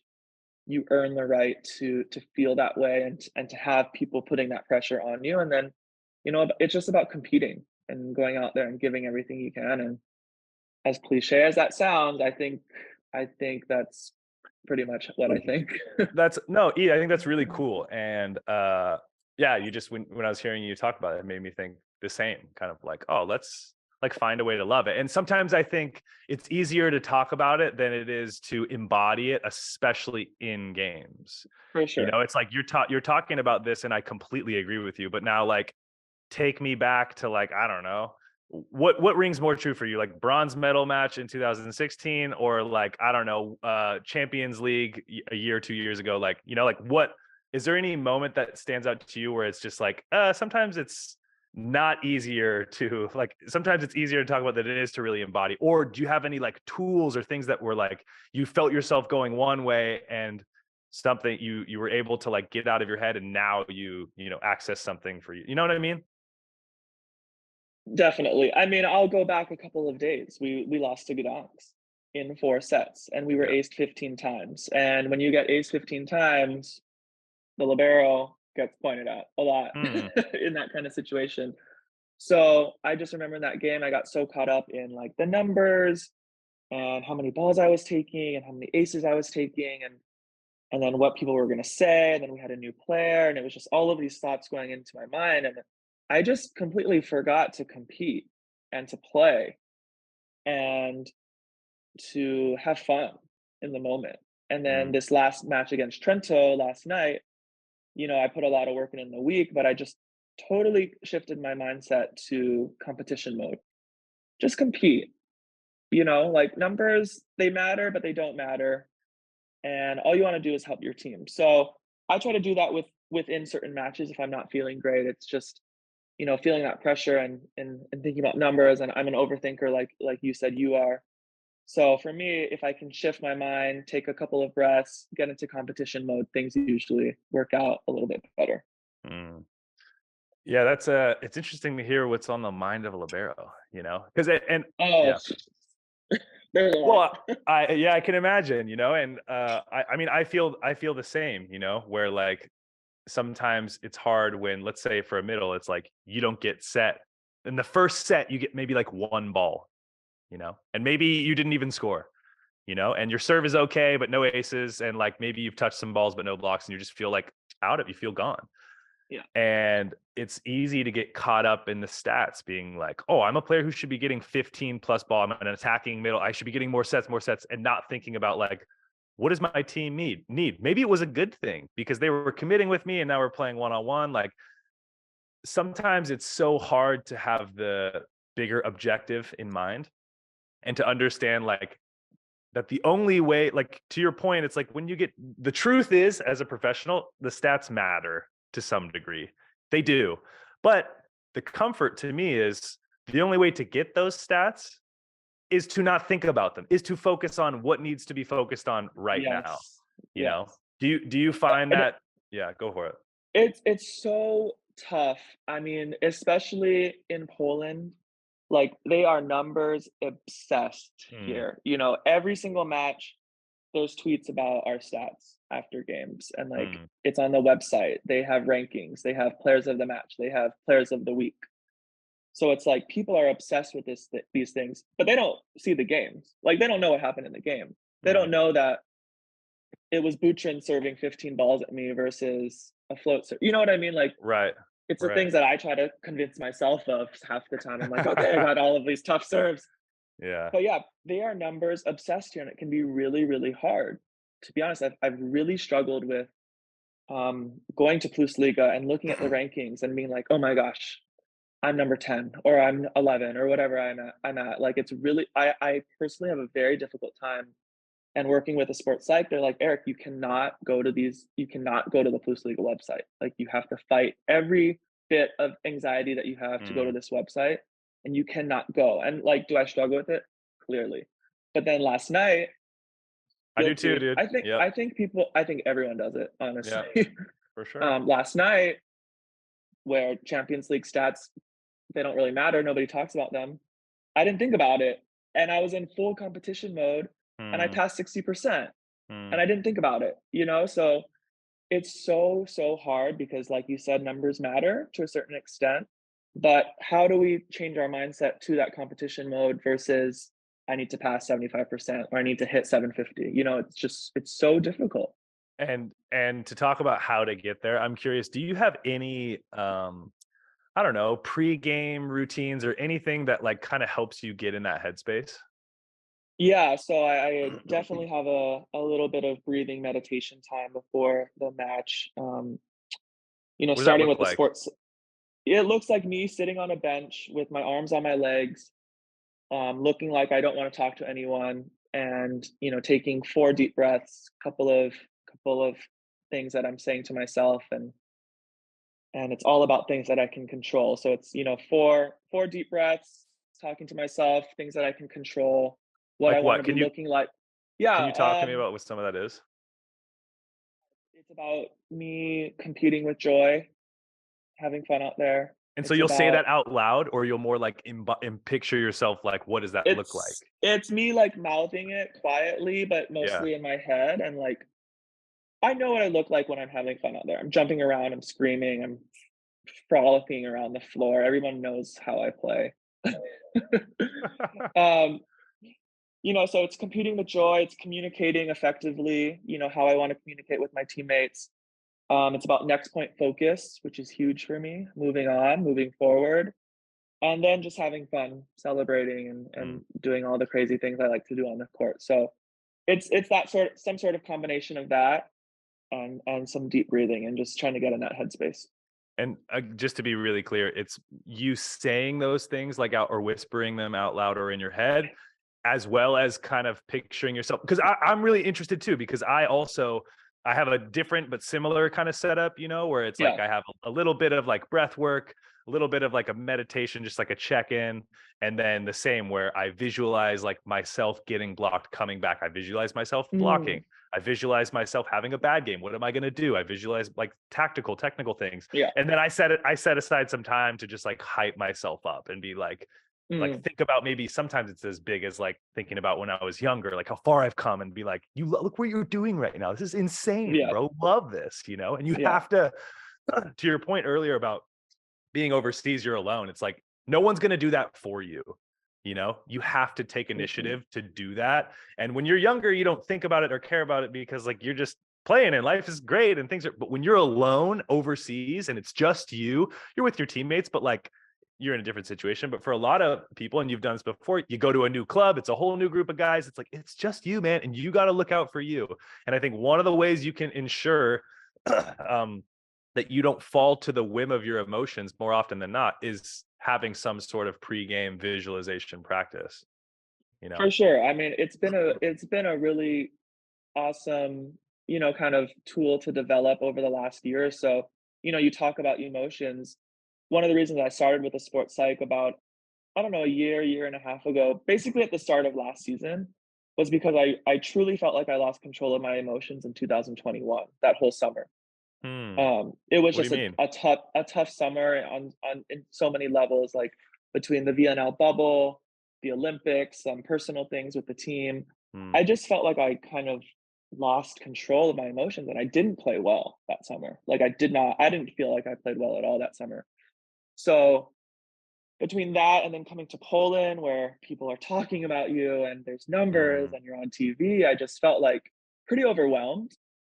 And that was the reason why I've started working with a sports psych who I need to text today. So thank you for the reminder. But yeah, different tools can always help and talking through things and figuring out ways to kind of control your emotions. I mean, I don't think there's a downside to it. Hmm. First of all, That's really cool that you decided to work with a sports psych. In fact, if you're comfortable with it, maybe off podcast, you can share with me who that might be. I'm looking for a sports psych as well. And one of the Yeah. beautiful pieces for, if there's national team players listening to this, one of the benefits of being on Team USA, the USOPC will reimburse you for working with a sports psych. I learned that, and I didn't know that to be, but I learned I that don't because I'm know that. there. You go, E.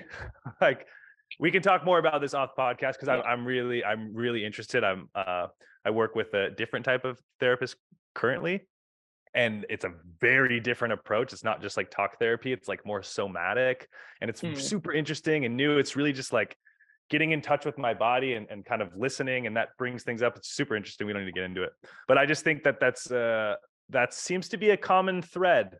You know, when I did a podcast with Bruno, he started working with a sports psych, and it changed the way he, you know, and you seem to have a similar topic, and a lot of high level athletes have some sort of sports psych. And to me, it's just, as I get older, I'm just like, dude, the mental part of the game, especially in volleyball, is so important. Because the physical stuff, it's just show up and give 100% of yourself. And that's really, at the end of the day, don't make it more complicated than that. There's no special drill, and there's no like, you know, that one special drill to be the best passer, that one special drill to jump higher. It's like, no, it's just consistently showing up, dude. Unless there isn't, unless I'm totally wrong, Eric, and I'd love to know the one passing drill that'll make you the best passer in the world. I'm sure we'd all love that. Well, no, I mean, obviously you're gonna have to put in physical work. We all know that. We've already talked about that. But I think for me, it was I was in these matches and realizing that, you know, maybe some of the mistakes I was making, or me not going for certain balls, it wasn't physical. It was all mental. You Mm, know, that match against Gdansk for me was all mental. mm. So 2021 it was pretty freaking tough, like as an athlete, as an individual. So, you know, it was just taking a leap of faith and contacting this person who I know, and starting the process and just wanting to be better, and overall just diving all in. And what kind of things do you guys work on? Like, if you don't mind sharing a little bit of like what that process looks like what are things you're learning, or that you are starting to focus on, even just to make it more simple, like right now, like, are there any things right now or any big changes you're seeing?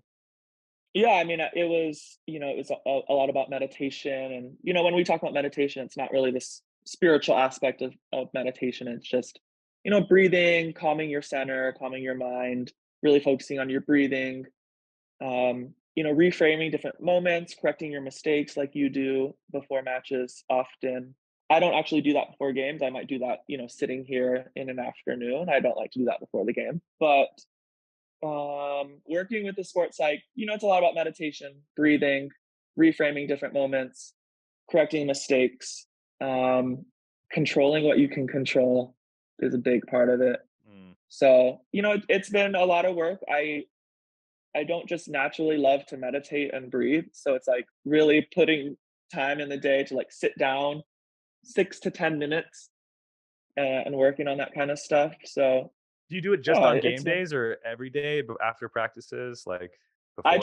I've been trying to meditate every day, sitting and breathing. I don't even know if meditating, like that word for me is like, I don't know. I get it. Yeah. Yeah, sitting and breathing and centering and not having my phone with me basically, and all that kind of thing. So Do, yeah, it's been fun for me. I've actually really enjoyed, you know, working through these things. yeah, that's really cool. And so you like, do you do things before practice too, or is that mainly like a game day habit?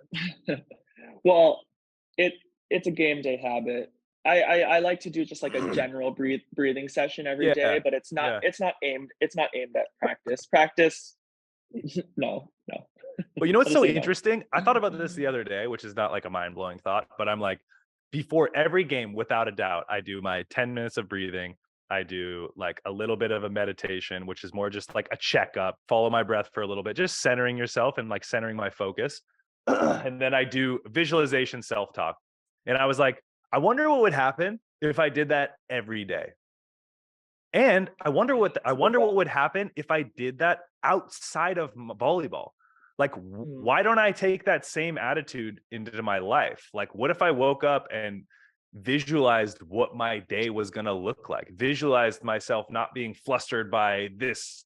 I can't figure out how to Yeah. work the gas pump or whatever. Like, you know, like what would happen to me if I did that? Maybe, dude, if anyone's interested, maybe I'll do like a 30-day challenge where we can all do it together. I don't know. I just thought of like, I just think it's like, sometimes I have these like habits where I'm like, game day, I eat certain things, I get that Yeah, nap, I care so much. And I'm like, why the fuck don't I do this every day?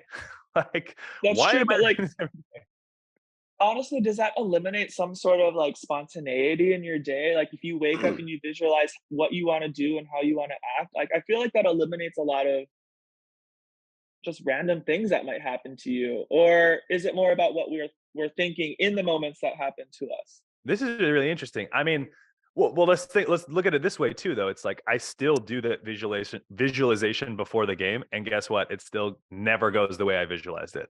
You know, like that includes the bad stuff. I visualized myself getting Yeah. blocked, didn't get blocked. You know, I visualized myself hitting my serve in the court, probably didn't go in the court. You know, like I know. so that's I think it's more preparing the mind in that Yeah. way. And I think like most things I can imagine, you do them more consistently and you get the benefits of doing them more consistently, you know? It's like you can work out every single day or work out and have this beautiful structure. And you know, we have Josh Tuaniga, bless his heart, it just had a terrible injury. It's like it doesn't mean you're uh indestructible, you know? Yeah. Yeah. Um For sure. I don't know. I mean, I don't I know. I also I think that's true. Like we're not structuring our day, but we can structure how we want to respond to different things. And I think for me, in a couple of those moments a couple years ago, it was like I wasn't not responding. Like I did not know how to respond, and I was Mm, responding pretty poorly. But in terms of practice versus games, I also approach practice a lot differently than I approach games. Which is that good? Is that bad? I'm not sure. it's Like game, realistic. Duh. it's Yeah, I feel realistic, you. and practice is also about more thinking. It's about training. It's about technique. It's about working on different things. And in games, you're not working on stuff like you Totally are, agreed. but No, it's it's more not the about time being to be working on stuff. no, I don't want to be thinking about my left Agreed. foot, or I don't want to be thinking about my angles. Like that stuff should be in practice, and games should be about competing. So, Agreed. like, do I want to approach it the same? On a certain level, yes, probably, but it's I not think realistic. you're right, and I think more so when they wouldn't look the same. Like everything, it's not you don't have the same method for every single thing. It would look different, but I think more about could I be more intentional before a training so that I don't show Yeah, up to the whim of he's setting me low today or we're doing this bullshit in practice or just like and then then you get and it's so and this it's so easy to get sucked into the momentum of the team. Maybe everyone's yeah, tired or maybe like for us, we're having a hard time right now because we play Baggeroni. We played volley tennis, but it's like 2-on-2 every day we play it. mhm, And so you're with the same team for that month. Loser buys barbecue for the other team, and then teams switch. got It it. used to be old versus young, but we were crushing the young ones, so we had to change it. We were crushing. Nice. And but the problem is sometimes now, like certain guys have personalities where they see some kid make a bad mistake, like a bad error, then they're pissed, they're frustrated, guys are kicking balls. Next thing you know, it's like this is supposed to be super fun and get us excited. And now it's kind of like we're starting the practice off pissed. And then I'm mad that he has a bad attitude. So it affects me. And now instead of me thinking about what I want to work on technically, maybe now all of a sudden I'm just like mad, like, why is he so mad? Like, what's his problem today? Now I'm focusing my energy on things that like have nothing to do with me, you know? For sure. I think Um, that's an interesting thought. It's like it's going into my head that it should be more about response than anything, in than visualizing like how we want training to do. It should be about how we want to respond to different things, because we mhm, can't control the emotions of our teammates, like in any team that we play on. mm. Let's be honest here. So I don't know. That's a good one that I think like Well, you and me, we could hold each other accountable, or different teammates, maybe like no, you you and don't me, have to baby, let's respond. do it. You or me, like you don't have to respond that way. Like why are you responding that way? So You it's an know, interesting thought when like momentum of a team, especially overseas, is like huge. I feel like it's like mm, a North Shore wave. Like you just go with it. Like it is gonna hit you. yeah. So Eddie I cow. I don't know. I was just That's gonna say, all over speaking of social North Shore media. waves, Like that's terrifying. I don't surf. So yeah, it's just an interesting thought. Like response is huge. Response is Yeah, really and big. I think you said like, oh, let's hold each other accountable. I actually think that's the best part about, in my opinion, the national team is I think we are more open to holding each other accountable because we respect each other more, because we live in Yeah. that environment. To me is more communicative than maybe most of my time overseas, where it's like now you're dealing with people who grew up in different cultures and like they just don't communicate their feelings, and they don't speak English, isn't their first language, so it's harder to have those Yeah. conversations. And something that I felt when I did a podcast with Bruno a couple weeks back, which for those of you listening, if you haven't listened to it, it's amazing. And like he Love that really, one. Love yeah, that he one. really inspired me to be like, oh man, the best way to make that change, you don't speak the same language, they're deciding to have a bad attitude, is you go hard every day, and it's Yeah. like because you give 100% of you, that bleeds into other people. And it's so what I know, and this is a part of the reason where it's like, you're right, am I going to have my game day attitude every practice? No, I'm just not. But can I learn to be more intentional? Because it's the same with training. Can I go into a workout session like, I'm just going to give 100%? Because when you can do that, you'd be surprised the effect it has on other people. And I know, as someone who I think I've always given 100%, but I've fallen into the trap on teams before where it's like, I'll just wait till game day and ball out. Like I can do Yeah. that. And I don't think I'm the best player in the world. I know what I'm saying, but in certain circumstances, I felt like I could get away with that. Okay. It's the truth. All And, fair. All fair. and so to me, it reminded me that like, there's always ways we can get better. And the way we can impact others around us doesn't have to be with our words. So a lot of the time too, I look back on guys, and I've always had examples of this, of like that one guy who just works so fucking hard and he shows up every day and he doesn't even play. A lot of the times he's a bench guy, and I'm just like, I think of a guy, Davis Holt, who played at University of Hawaii. Dude, that guy just showed up and gave 100%. He's not the most athletic guy. And like at the end of the senior year, he had a great season, which was amazing, but like he wasn't starting. Like he's not someone you saw and were like, this guy's going to be an incredible volleyball player. And he just gave 100% of himself. And I always admired that. And it humbled me to be like, who do I think I am? That like, I just think because I've had a great season that I can just like do what I want. It's like, nah. And that to me is like, that's the example I want to continue to set in my own mind, and understand that like, that's how you have an impact on your culture, on your volleyball culture, on your team. And I think that stuff's super important. I do want to ask you, in terms of like, you said practice and game are totally different, and you're totally right. And so I'm interested, like, what are you working on right now, and how do you approach training? Like, how do you approach working on those things? Like, Yeah. Okay. I mean, so right now our team brought in a new player, Bartosz Bednarz.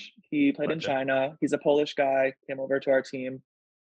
We had a horrible start, Mm, basically, against Gdansk. Like I said, we got ace 15 times. So, and then we had 4 practices before our last match against Trento. So for me, it was intentionally, forcing a ton of communication in serve receive in particular. Um, a lot of seam work, a lot of talking through who wants to take what, where people are standing, what our system is. So if we're strictly talking volleyball, it was all about passing, seam work, and not giving up quite as many aces as that. So that's one thing I was working on. The other one is that defensively, defense is something I always have to work on. A lot of it is just being still, being, trusting my read, being still in the moment, and taking the ball and trying to dig it. So pretty simple things. Libero, not as many things to focus on as maybe as a middle. I will admit that. no, But for me, yeah, you talk about being still. For me, it's like being disciplined. It's the hardest yeah, skill involved for me. And I can imagine there's skills for you as a tenured, legendary libero. It's like you're still working on like the basics, yeah. Oh, in some basics, way. basics, basics. Yeah. Whenever I feel like I'm not where I wanted to be, or I'm not feeling as confident, I'm a back to basics kind of guy. So it's super simple, efficient movement, being still in defense, simple arms, covering seams, things like that. I mean, I always tell coaches who are asking me the craziest questions sometimes, like, what do you do with your right foot in this situation, 90 degrees, 300, I don't know, whatever they're asking me. I'm like, what are you talking about? Like, go back to basics. Don't try to reinvent the wheel. Right foot back, left foot forward, whatever the situation is. Like, it's not that complicated. Like, go back Mm, to work, be simple, back to basics for me. So the last 4 days before this last game was back to basics and a lot of mm. communication. So that's what I've Okay. been working on. Okay, and now I'm gonna throw in a new segment I just thought of right now on the spot, and it's basically just like dumb middle ass questions I'm curious about. Okay, Yeah. and the first thing I think about all the time as someone who does not receive the ball. Okay, Okay. first thing, why don't you guys do an I formation? And here's what I'm thinking about. Okay, so it's you three that are like basically in an I formation, show like in a line. As the Yeah. ball is being tossed, you guys split into like passing. Why has no one ever tried that? Well, technically, the rule is when the server hits the ball is when you have to be in the right spot. No, no, but you could still be. You could just stagger a little bit, right? Like we do at A the net, little. right? On the net, we're all in a bunch right next to each other, and then we Yeah. split.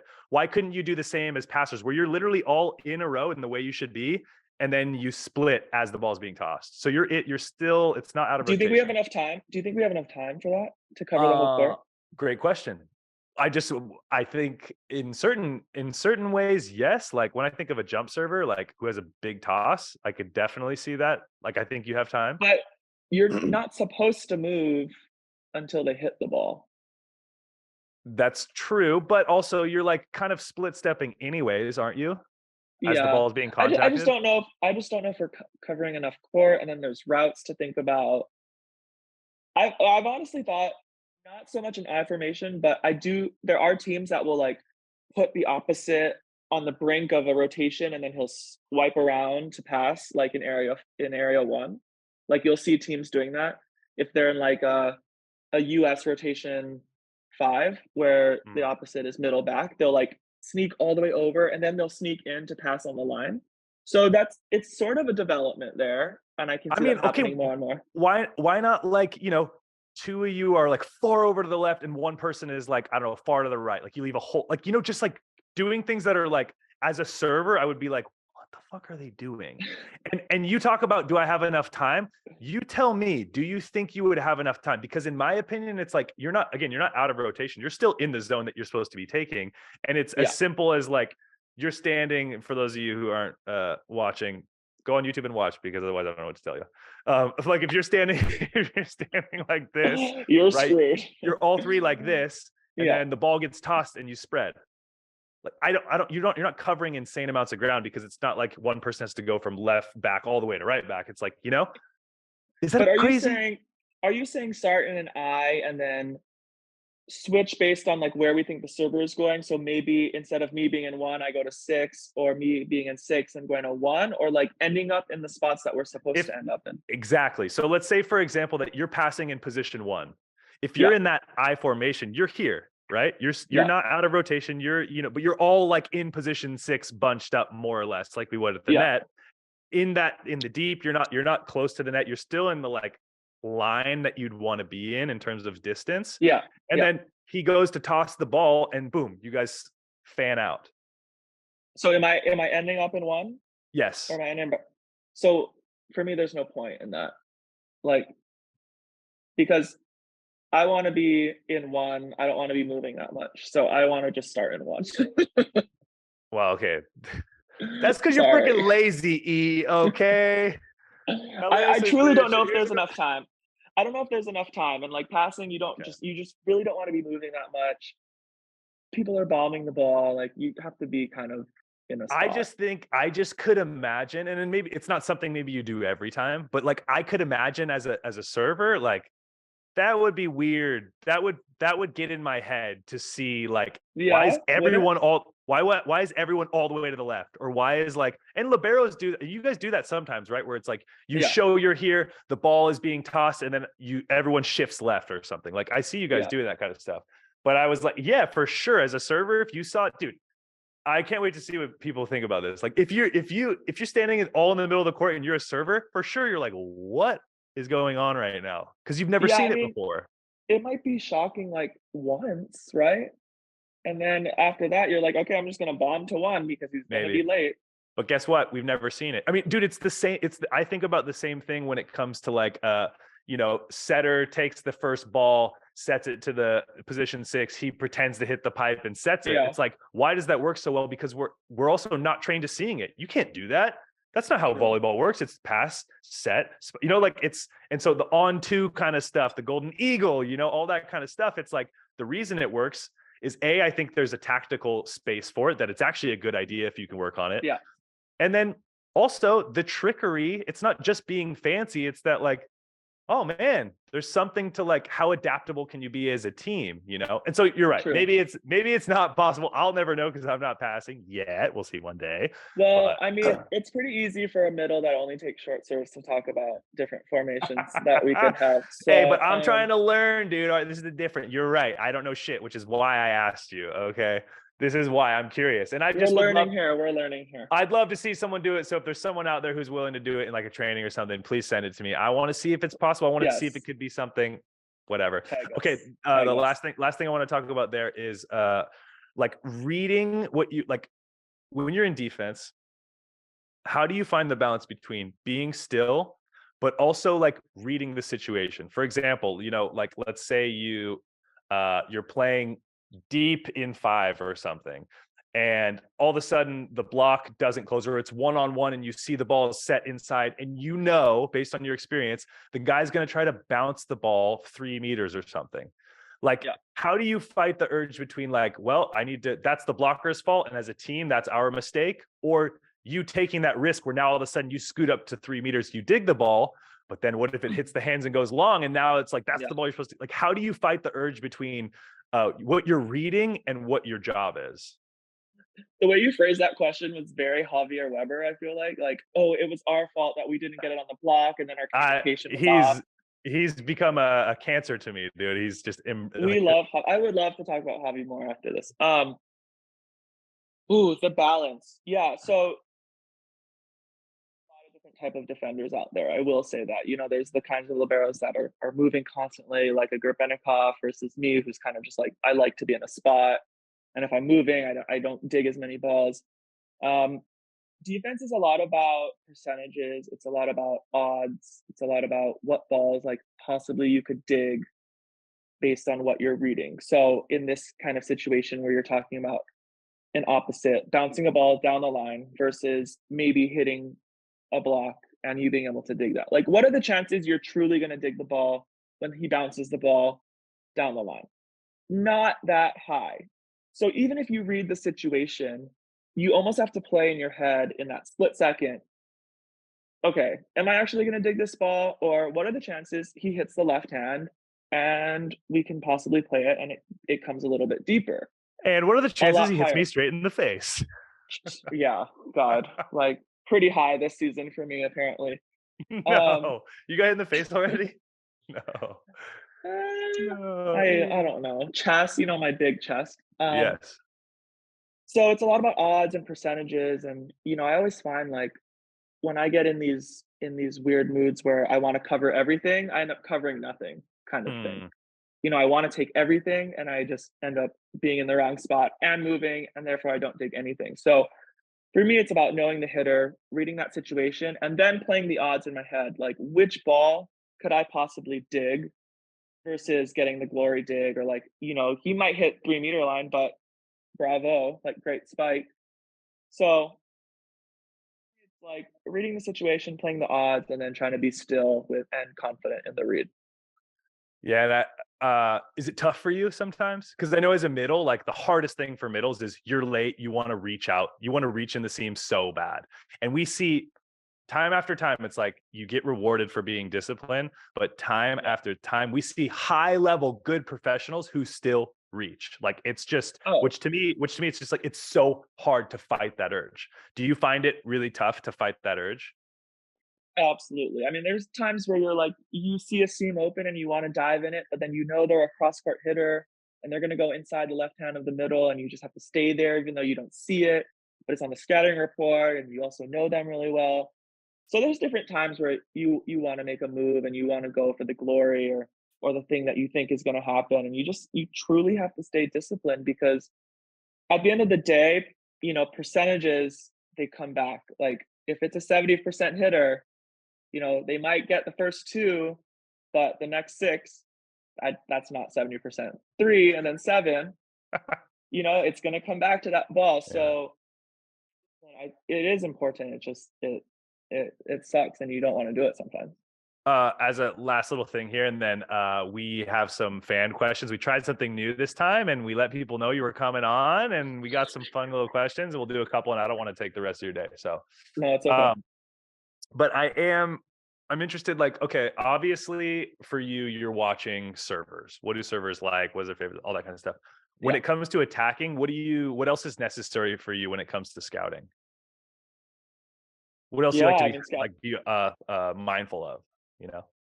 mindful, it's again, it's not reinventing the wheel here. It's an angle of approach. It's where the set is at, where their shoulders are facing, where the block is, how their arm is on a tip. I don't know. It's not something crazy here. It's something I tell juniors.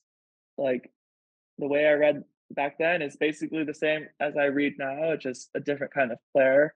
Mm. Shoulders and angle. At the end of the day, angle of approach and shoulders dictate where hitters are going to hit most of the time.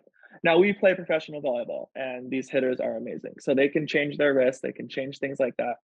But most of the time, angle of approach and shoulders dictate where a hitter is going to hit the ball. I would agree. And I think it's maybe a little. I don't know. I disagree. Actually, I think you're totally right. You're totally right. I think I was just thinking like I know as a middle, and there's a lot of other middles who do the same. It's like we know that they know. It's this like constant back and forth. It's like Oh, I yeah. I know that they know. If I come in hard, like at a 45-degree angle, like I'm gonna hit towards five. I know I can get them to dive into five. And on my Yeah. middle blocker academy, we go over this concept. Like you can bait a blocker and Yeah. turn it back into one, like that kind of stuff. But I think it adds more to your point of why it's so important to really hone in on the fundamentals and how even at the highest level, Yeah. it's like, that's why you don't change because they are capable of doing so many different things. But I was thinking for someone like David Smith, right, who likes that tip over, Yeah. like short into position four, like short Or yeah. over the block. Yeah, like short over. It's like, how does that get in your head where you're like, okay, is that a ball I need to get? But also I need to stay deep because if we're helping and. For sure. I mean, defense is hard. Defense and blocking are hard. It's like not even in your control a lot of the time. But Hmm. my question to you, as far as baiting, maybe you're thinking that at 5'5", but are you thinking that at 22, 22? Are you thinking that at 23, 23, where I'm going to change my best shot because I think the middle is thinking that? Like, are you truly thinking that at Well, okay. 23 all, at 23 all? Here's what I will now we're giving away daddy's biggest secrets, dude. Okay. In Here's what general, in here general. but here's the thing now. It's like now I don't need to think about it. I see it and feel it. So it's like I know that if I know a middle from the first like however many commit blocks, I know what he likes to do. Does he like to spread on me? Is he really narrow with his arms together and he likes to take five or like, I feel that when I don't get set, right? So it's like if I'm running a push where I come around from position two and I'm flying and he doesn't set me and I see him dive hard into five, I'm like, oh buddy, I know how I'm going to set myself up for this next time I attack because Yeah. you scouted me to hit into five because I like to hit against the approach in that position. Like, so I'm aware of those little things. And to your point, when it's go time, it's like I'm just thinking I'm in killer mode where it's just like for me, Yeah, it's get on the ball super quick. But for sure. I'm now more trained to be like, I know that if I go hard on my approach in one way, he's gonna bite on it. Yeah. So now it's not something I think about to your point, but to your point, I think of that more with like pin hitters, especially, where it's like they get that like fast ball in tempo. They don't see a middle. A lot of pin blockers love that sharp to the tee, Yeah. and as a middle, that's what I think about. And you think about it differently as a defender, obviously, but the same concept of like 23, 23, they're not going to try to do something different. They're going to go with their most comfortable shot. That's Yeah. most of the time. I think that's what you're trying to get For at too. sure. And Yeah, and I think at a professional level, we're playing the best players in the world. They're gonna change their shot up. for sure. That's just, these are the best players. Djokovic doesn't hit cross court every time, it's like he changes it up. But I like to younger volleyball players out there who want to read a situation at 23 all, a hitter at 18 and under, or even in college, is going to hit the same shot that he 100, loves to hit 100% agree with you. based on his angle of approach and his shoulders. So that's what I tell kids, like, get in the right spot, see his angle, see his shoulders. They're going to hit the same shot that they love to hit at 20, 18 all. You know what I mean? So And middle's that's, listening, the setter is going to set who he yes. thinks is going to kill, who's having a hot game at that moment, and that's Yeah, where you can, to your point, being like more intentional and being really disciplined. It sounds like that's where it matters the most. for sure. I mean, in college, I was more of a defender, but I wasn't making spectacular digs. I was just in the right spot most Hmm. of the time. So that's where I made my figurative money in college and as a junior, just knowing where a hitter wants to hit and trusting my Hmm. read and then obviously having the skill to dig a ball. But at the end of the day, like as a younger volleyball player, like hitters, they're gonna give away a ton where they want to hit the ball. Yeah. Okay. I do want to hop into these questions really quick. Do you have a little Let's more do time? it. No, Uh, I'm totally fine. it made me think of one thing though, quickly. Do you like digging off a machine? No, I've never done that. Yeah, because I've been on teams where they do that before, where they have a machine and you're digging balls off a machine, and I'm always just like, what is the point of this? If you can get it to a good speed and have good control, I wouldn't mind it. But our ball machine here is like wacko, so I don't know if it would benefit. Same. Okay, same with serving, because I've always been like, to me, oh god, the like I don't know, the sweet sauce, the sweet spot. I think I was looking for, is being able to make the read off of a hitter's hand based on what you see. To your point, his approach, his Yeah, shoulders, like his hand, seeing it come off of his hand makes that's where the difference between an 18-year-old and a 30-year-old. It's like you've seen it so many times, you can yeah, start to anticipate it. Whereas like to me, if you're just yeah. passing Except, balls off of I don't know, if you're just passing balls off of a yeah, machine, it's like you completely cut out the part that to me is the most important. Tell me I'm wrong. I don't know. I don't pass balls off the machine, but yeah. Again, you only take short serves. and I I think nail there's them. a bad. So I thank you.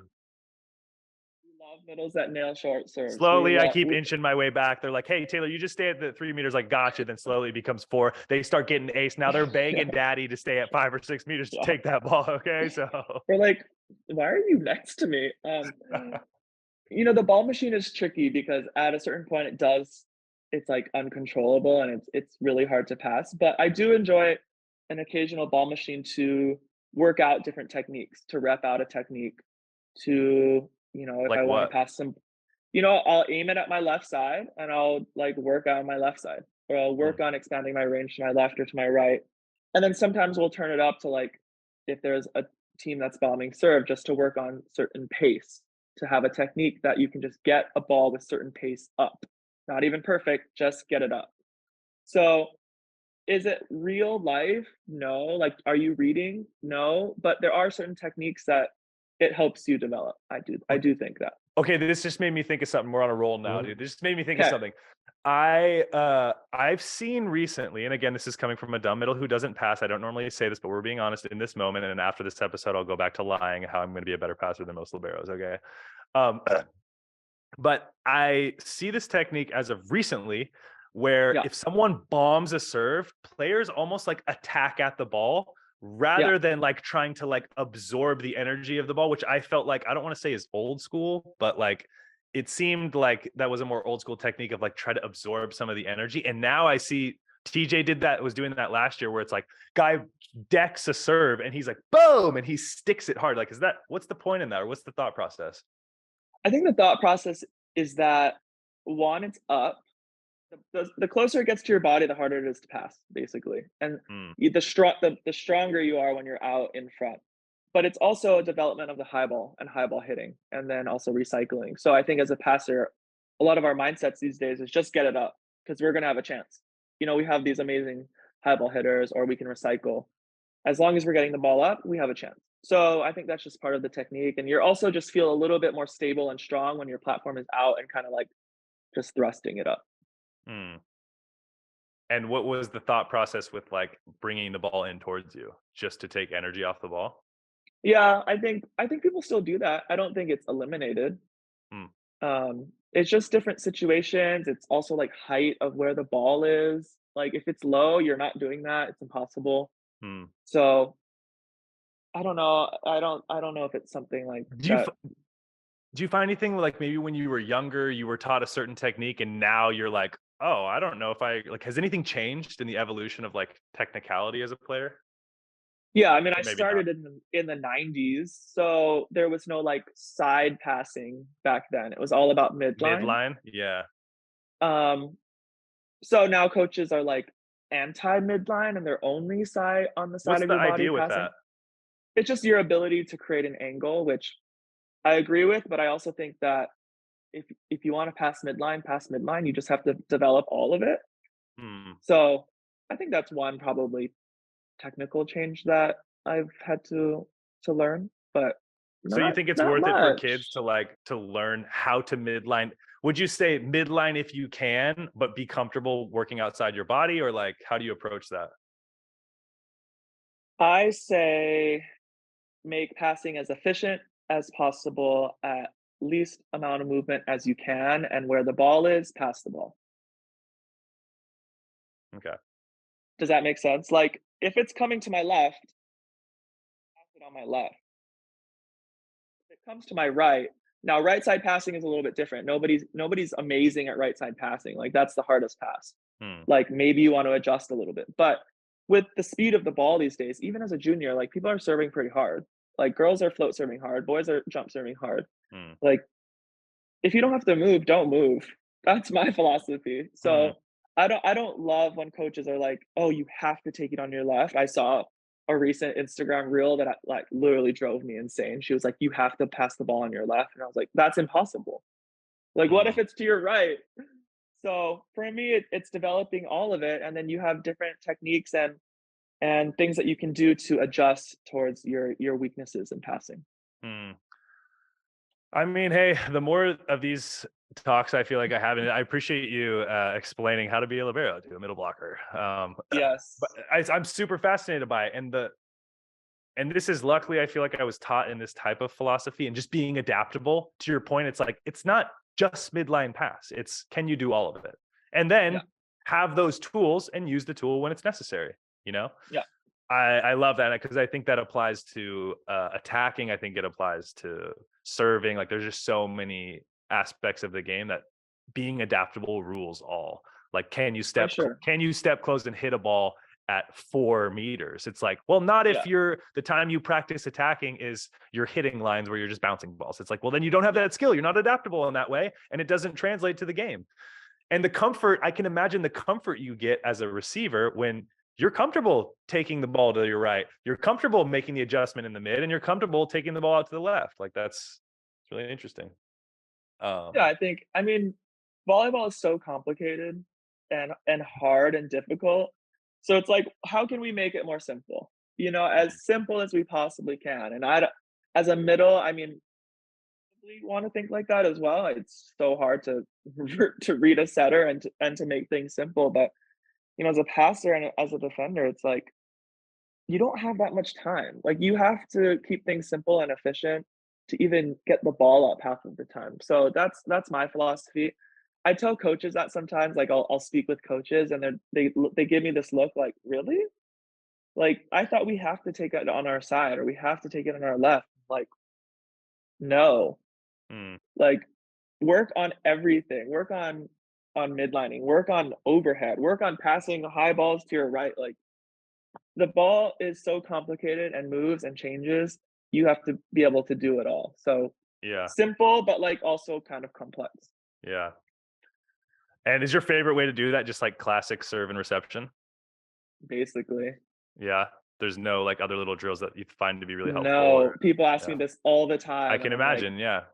no, I don't have a drill. Like I don't have a drill. I tell people the one drill that kind of I don't want to say changed my life, but like helped me move in this direction of angle formation is just simply you and me here. You're like 4 meters from me. You simply toss a ball to my right, toss a ball to my left. And I have to make different adjustments. Like it's not a hard ball, but it's like figuring out how my feet work in that situation, how my shoulders work, how my hips work, and then just getting more comfortable with taking balls like that was my first season overseas where my coach was a drunk and he What? literally, Wow. sorry. People are gonna look this up now. I apologize. It's the truth. Whatever, dude. Yeah. And it's like something as simple as that can really make your life like I don't know easier and more adaptable and able to pass more balls. I like your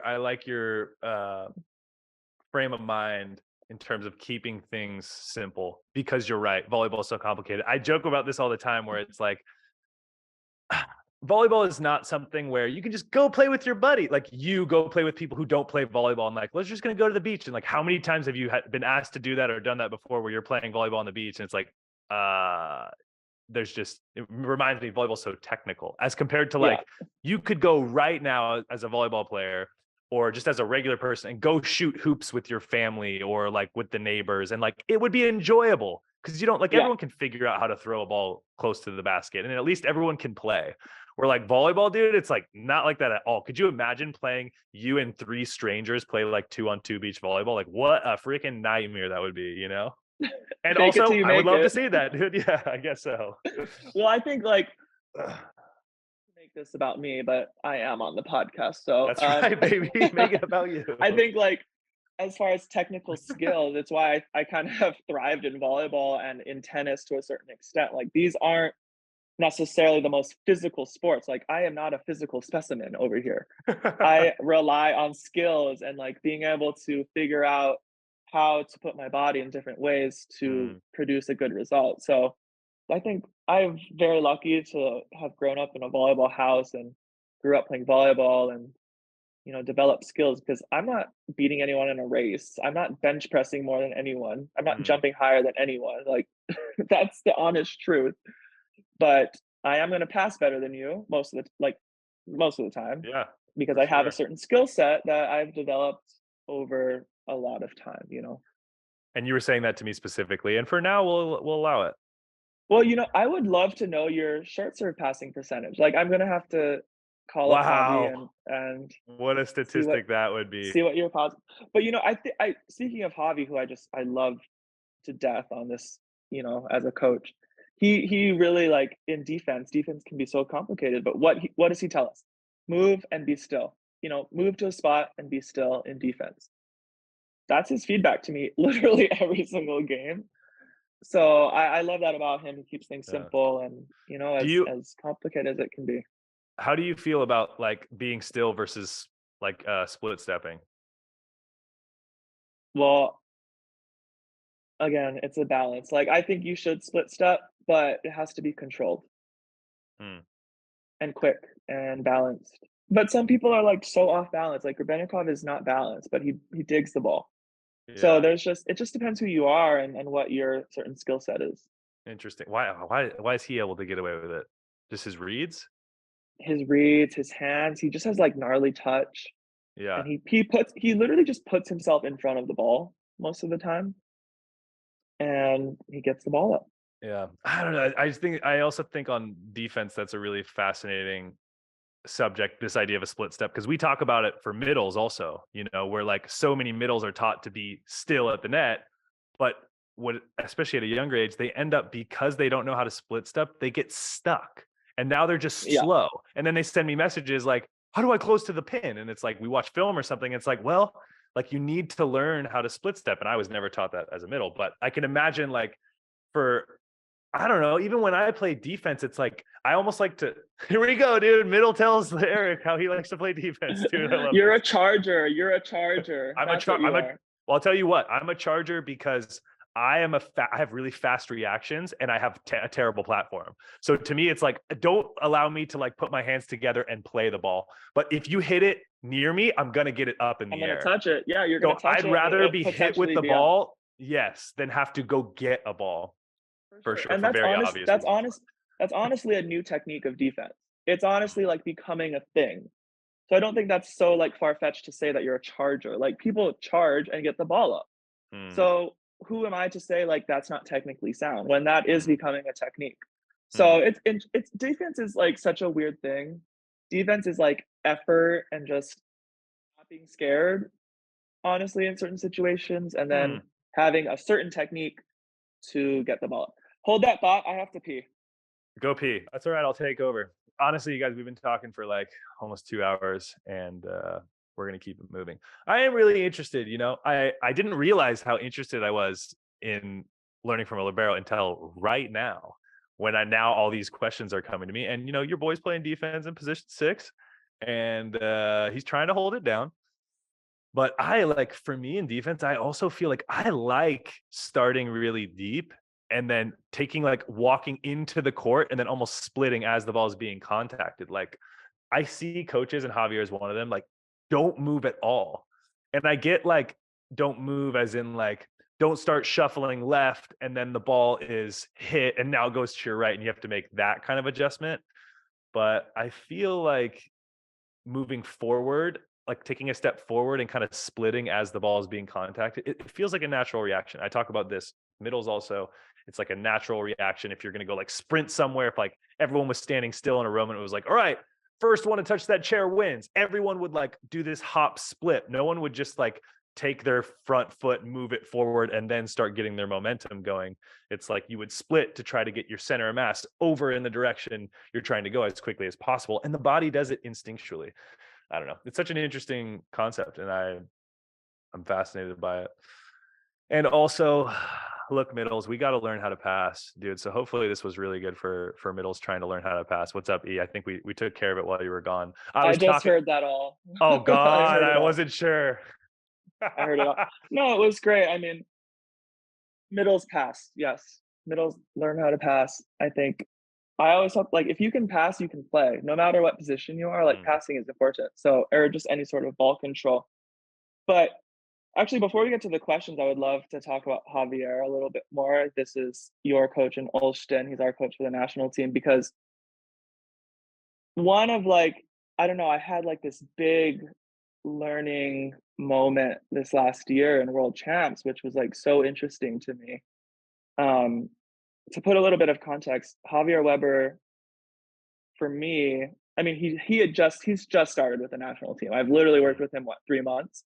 Mm-hmm. For me, who has just inspired a lot of passion back into the game for me, and reinvigorated my love for volleyball and the national team, and the amount of pride and love I have playing for our country and being on that team.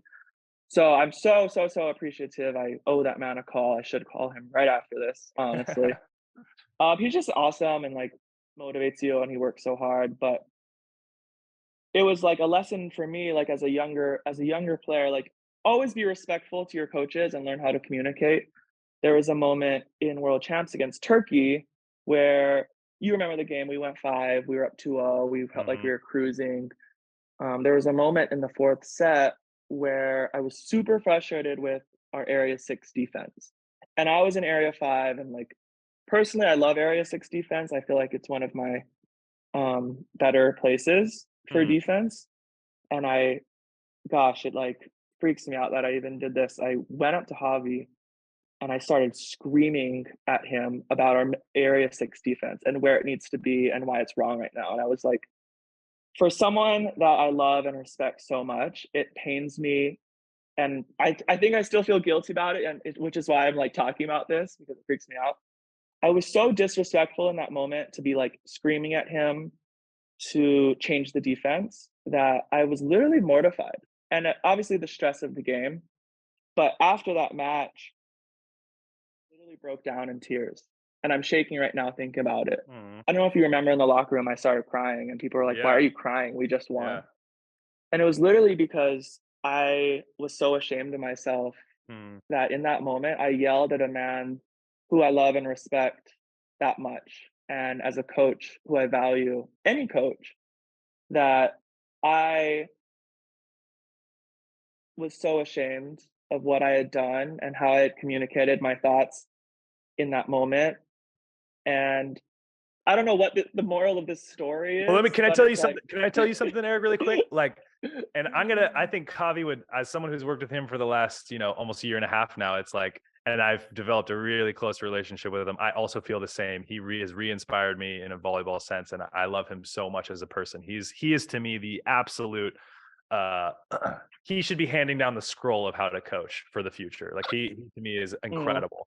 And but you know, it's so funny, like in hearing you say that, I'm like, what I know about Javi, he fucking loved it. He loved that you did that. Dude, that's how he is. And I have had a lot of conversations with him before. It's like, if it's talking about something tactical in volleyball, he says this all the time where it's like, he's like, in the US, you guys are a little more like thinking and don't say something too offensive. And then we're going to talk about it afterwards. And it's like, he comes from more of a school of just like, hey, I'm yelling at you to get this ball because I'm holding you to a high standard and I love you and I respect you. And it's the same with him. If you're like, Javi, deep, like in six fucking sucks and we need to change, we got to do this or whatever you said. I don't know. That's obviously not what you said, but you know, like being really aggressive, like something has to change in position 6. You're searching for a solution to win the game. He wets his mouth over that, dude. Like that's what he loves. And he talks about it all the time. It's like, it's okay to be angry. It's okay to express that anger. It's have your moment, have your 5 seconds, have your minute, be on the bench, be mad, yell, kick something. He does that shit all. He loves it. But he's like, you need to then go tactical. You need to be like, this is a problem. This is the solution. We now as a team are discussing what's the solution. We call a timeout. We talk about it next play. It's like, it's done, move on. And that's something I love and respect so much about his coaching style too, is it's not that we all need to kumbaya and it's real. It's like, hey, everyone needs to interact different, needs to be spoken with different and like know that. But at the same time, the common language here is, are you being tactical? Are you doing what's best for the team?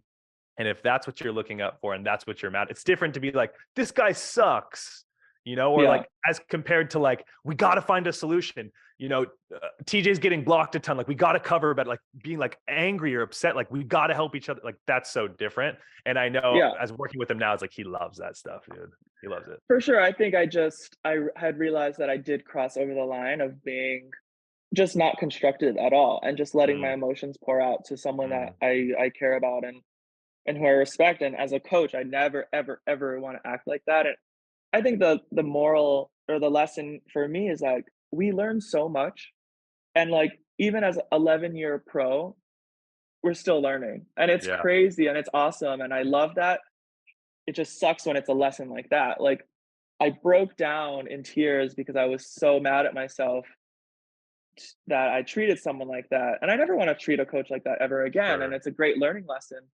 But I don't know, that was my 10th year on the national team, 11th year pro, like we learned so much. It's crazy. And it's just, I'm happy that I'm open to the learning experience. Like I didn't just put my head down and I yelled at a coach. Like, no, that doesn't vibe with me. Like, I don't want to be like that. So I don't know. I just think learning is so important. And as a young player, even as an older player. So my guilt is spilling out in this story that barely has a point, but welcome to the confession room, dude. Okay. We appreciate you expressing that. And Erik, that's really nice. I think that's amazing of you to bring up because, you know, I also think about coaches like I didn't like in the past that I just didn't vibe with, didn't like, and you have to find a way to communicate with them. You have to be able to adapt, or you have to be able to be vulnerable and have those conversations.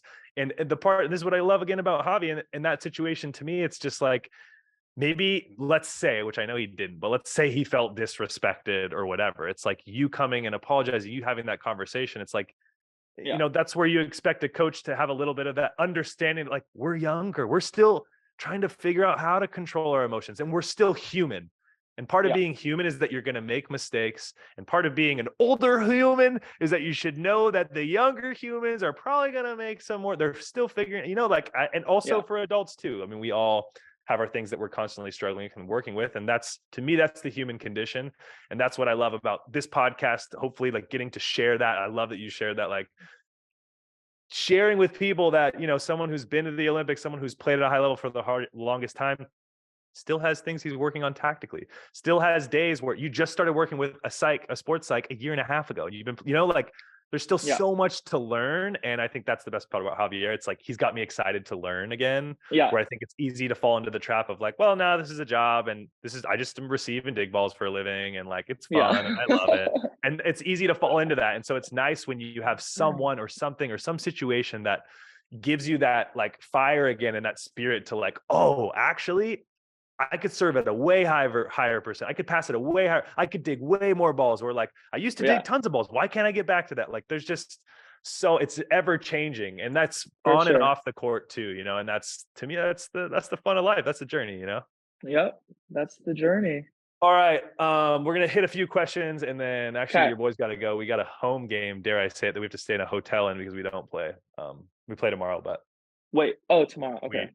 we yeah, but unfortunately we don't get to our home games. We have to travel an hour and a half to. So Yes. I was like, oh my gosh, I did not see the volleyball game on Sofa Score. What's wrong with me? no, but we leave here in Like, like an hour. So I'm not up to okay. date on my volleyball. That would be the biggest surprise of all time. So Yeah, I'm like, I know 15 matches that happen on Friday. Anyway. all right, this first question I freaking loved so much. It's by Jiznerik. I said it, dude. You heard it first. It's by Jiznerik. Okay. And the question is, why is Erik always chewing some gum during matches? And what is his favorite brand of gum? Okay, anything very minty, Okay. anything strong mint, like I want it to burn a little bit. Wow. Okay. At the start, obviously it fades. Sting the Um, nostrils. yeah, I want it to like clear. Yes. Why? I'm so curious too. Like, why are you chewing gum? I I don't have a reason. I have no reason. I That's the craziest answer you possibly could have given me, is that there's no reason for it. I would like to say that I have like a oral fixation. Is that what it is? Or like you like some I don't mental know. thing? I have nothing. I have nothing. But so you just you're a gum chewer. I like to chew gum. Yeah. Like off the court, also you're a gum chewer. I love a good minty gum mixed with sparkling water combination. Wow. Dude, that you do love the burn, because that's an extra burn when you mix the sparkling water with the I gum. love I this is a little bit off topic. I'm very like I love scents, I love taste. Like I always have candles Whoa.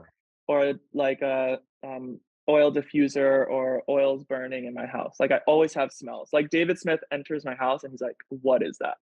I'm like, "Oh, Whoa. it's pomegranate, sage, cinnamon." He's like, That's a "Okay." lot. That's a lot of flavors, by the way. That sounds like a lot. Well, I'm gonna pull mine up. This is What do you got? Aesop. Aesop Oh, sponsor so me. you got good taste then. I feel you. Did they I mean, this actually is sponsor you? Don't lie to me. no, no, I Oh, wish. what a sick This sponsor. is Isabel oil burner blend, spearmint leaf, sage leaf, rosemary leaf. Yeah. So like you can Nice. yeah. So yeah. No reason. I just like smells and tastes and It's so First yeah. of all, that's really cool. I did not know that about you. I didn't know you like chewing gum. And like the other person I thought it was Ben. Like Ben Patch always was chewing gum.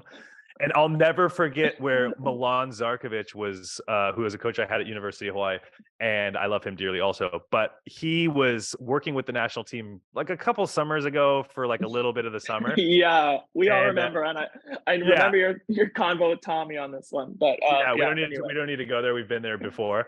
Um, but I will never forget like him basically being like, Ben, like spit that gum out. Like for him, it was like disrespectful, where it's like you're chewing gum. And dude, chewing gum is an interesting topic, okay? Because here's what I think of a few things. First of all, there's the science to show that there's confidence that comes with chewing gum or eating food. Like it's a maybe different that's it. I said there's science, like that's how I make a lot of loose statements on this program. But that's one of them. I'm pretty sure there's something to like, being on a phone call and then like if someone's like chewing on an apple and you hear it on the other line, you're like, oh, there's something about like doing something while you're Oh, not moving physically that I think it's just the same with like having, okay, wait. I'm getting very lost. I'm gonna calm maybe. down. I think there's something to like, if I'm chewing gum and talking, there's something that like gives me confidence in that. That sounds crazy, Oh.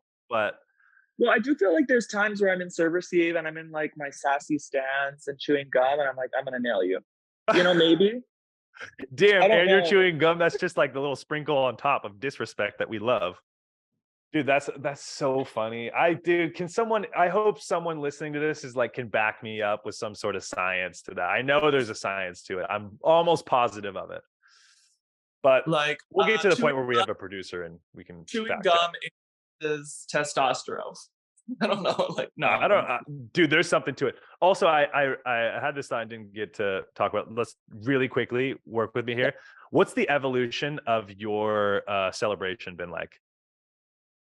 Oh, it's been the Because same you are since, known for the most like wild celebrations. it's been the same since high school, I would say. Okay. Like I've celebrated crazy since high school. Like I have high school footage and I'm like insane. And it looks the exact same that it does now. Pretty much the same, yeah. The jump, the arms, The arms, the fist pumps, the crawling around, twists.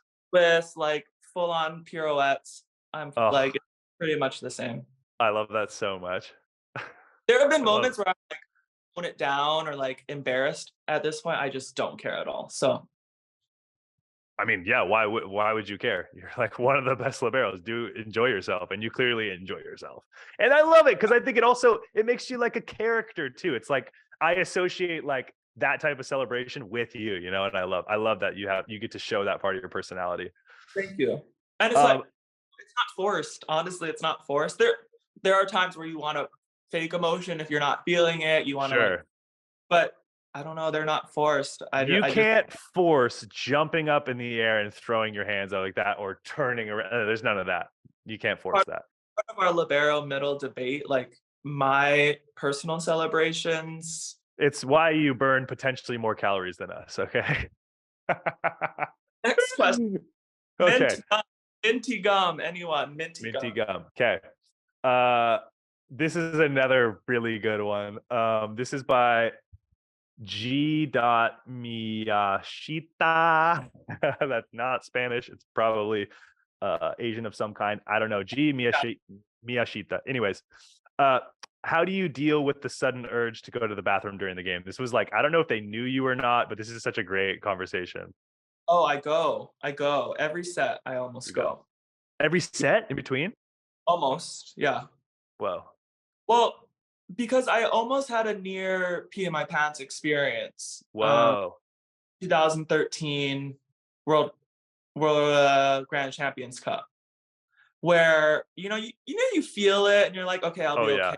Oh yeah. But like I drink a lot of water, so it was whatever set it was, and it was like back when technical timeouts were, and you just didn't have like enough time to go, and it just was like building up. And I don't hold my pee well, so I was 99.9% like full, like needing, and the set went extra time, and like was just one of those situations.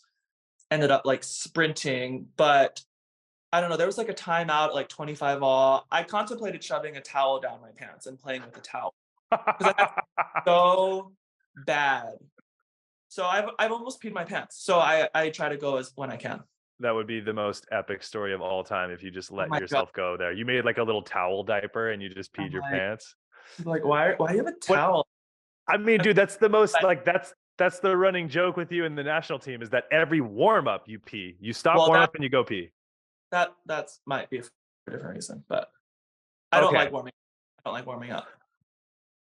But AB, our trainer knows that by now, so he's like, Erik's going. No, it's so funny. Okay. So but you don't have. So this maybe question is answered. Just go when you can. But I also like get the nervous poops. So yes. I poop a lot before game. So if I have to go, I just go. Dude, you want to hear something funny? So this year, because I am a pregame pooper guaranteed.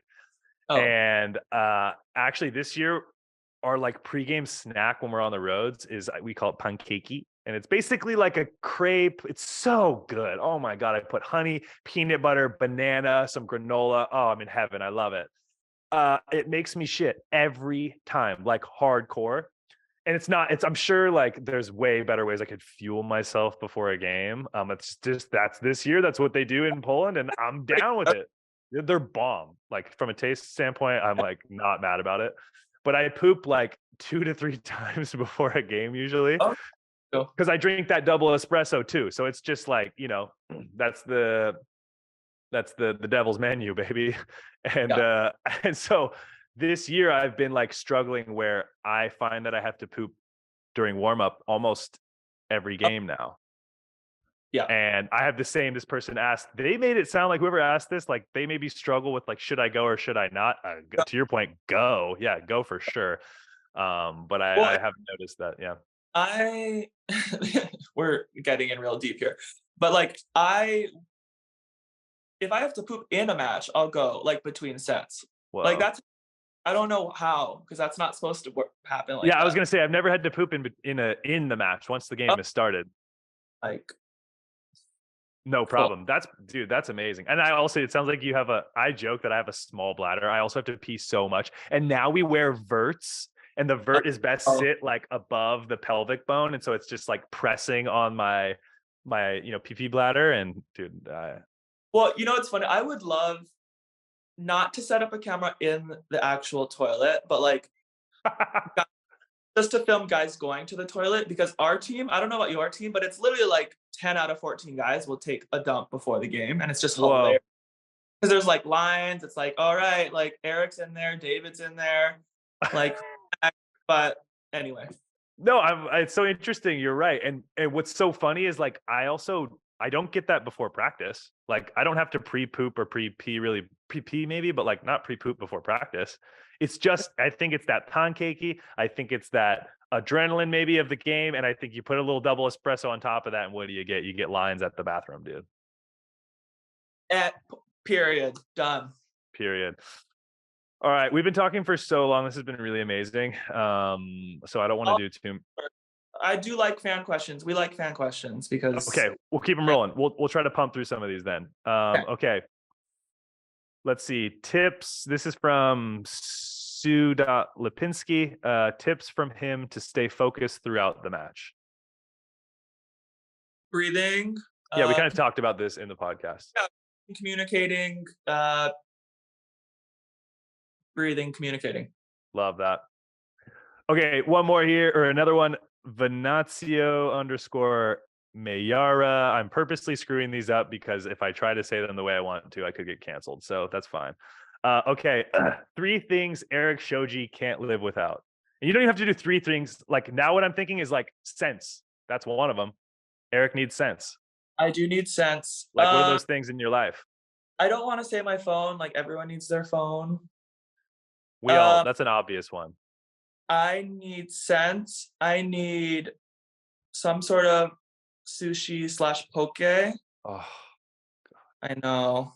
I can't imagine you're getting that out there. There's a restaurant here. Okay. Need my nieces and nephews to talk to me. Aw, family man. Yeah. That's cute. Okay, another one here. Sorry, we're crushing these now. This is from Not my parents, not my siblings, like whatever. My nieces and nephews. 100%. I understand that. This next question is from Mon.Garcia_MP3. Very great names here. I guess it's a common and basic question, but how do you keep yourself motivated? I try to remember my goals, and I try to be the best example I can be for my family, for my nieces and my nephew, performing at the highest level I can be, and also being the nicest person I can be at the same time. When you say you like try to remember your goals, what does that mean exactly? There's a lot of debate around goals, but I feel like having a vision of what your career, what you want it to be is like not bad. That's amazing. For me, like Paris 2024 is a goal. So if I'm having an off day, boom, you want to make that team, Erik, instant motivation. So you're not like you don't need to write it down or whatever. It'll come to you when you need it. No, I'm not a writer. I don't journal. I don't like write things down like that. So got that memory, baby. That 2020 memory. Not hard to forget. That's true.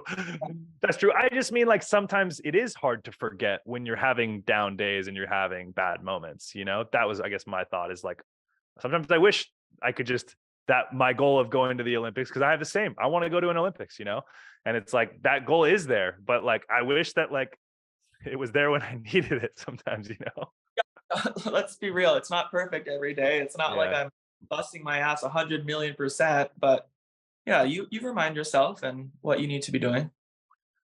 Okay, last couple here. Let's see. What do we like?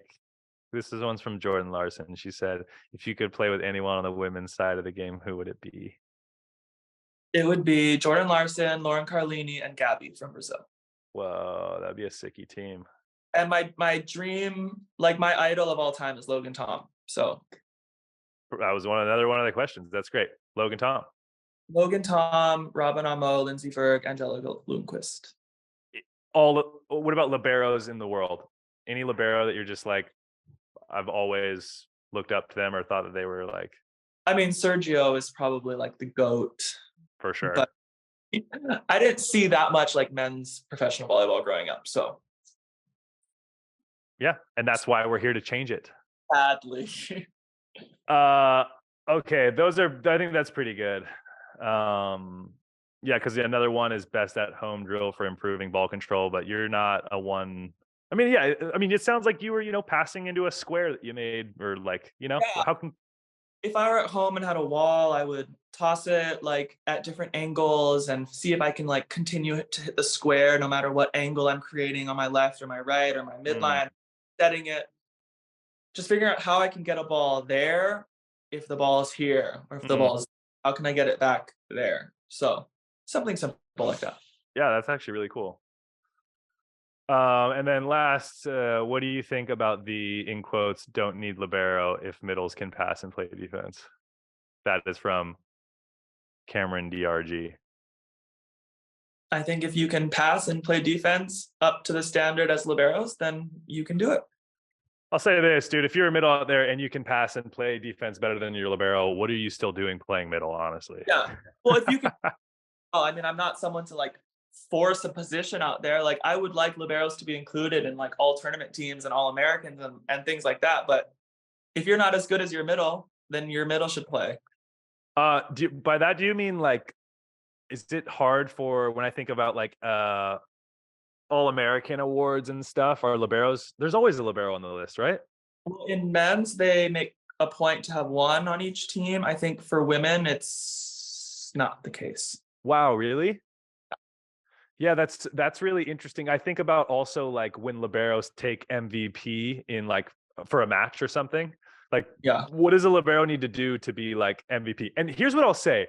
I think there's times in the past where it's like, how much of a difference is like a really good libero? Like when you think about, you have a budget and you have to buy a team, it's like, so you want to buy this opposite who's big and scores tons of points, and this setter or this outside and whatever, and you get to libero, it's like, how much does a libero really make a big difference? Let me tell you personally, and I'm going to give you some love here.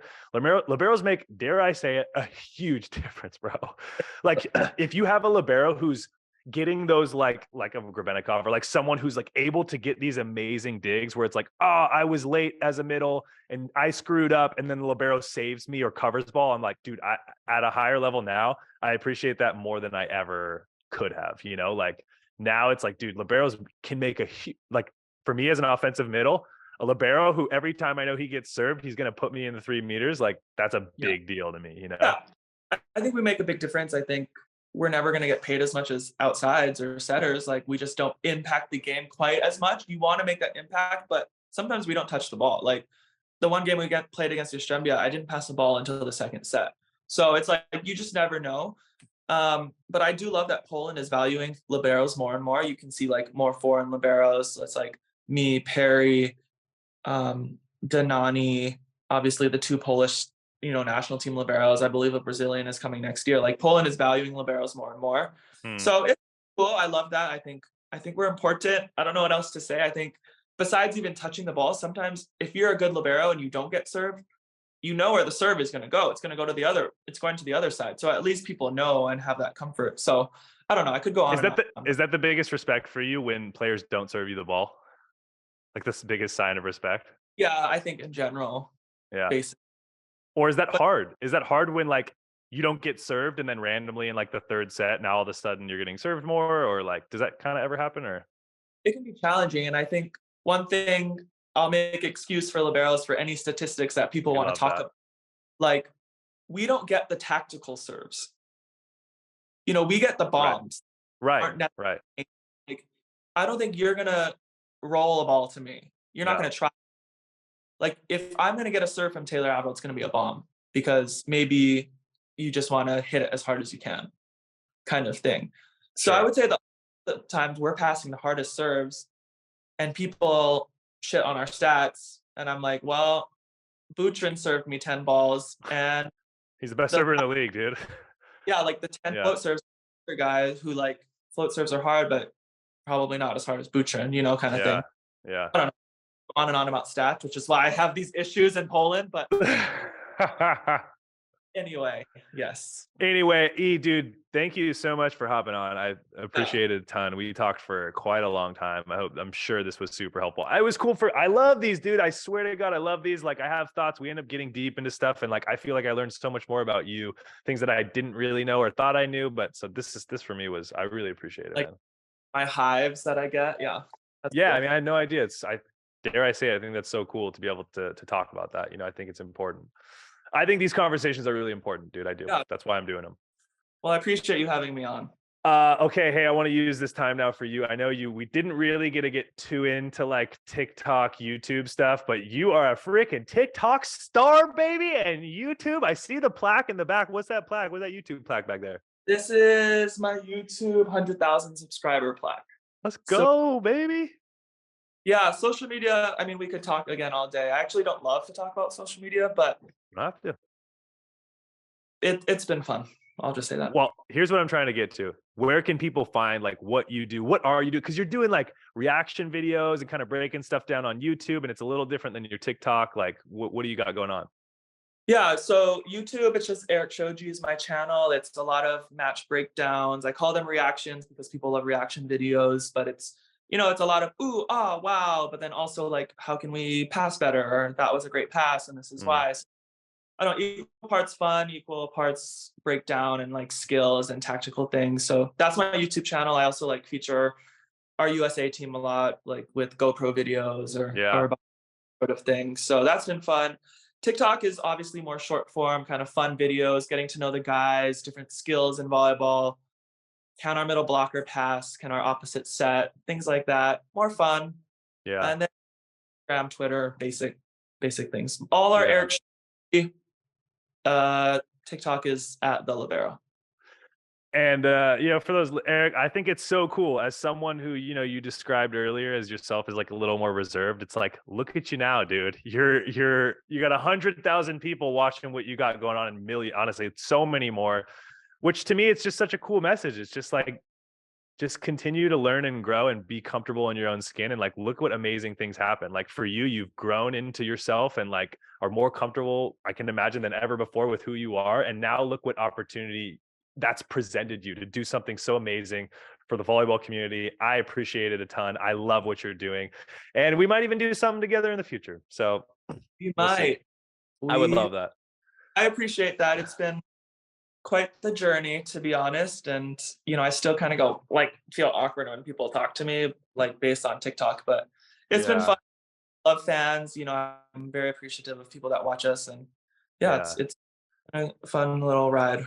Keep it rolling, because I think the more the volleyball community can hear from high level players who are just honest about who they are and what they're doing, and like our world needs it. So I really appreciate what you do.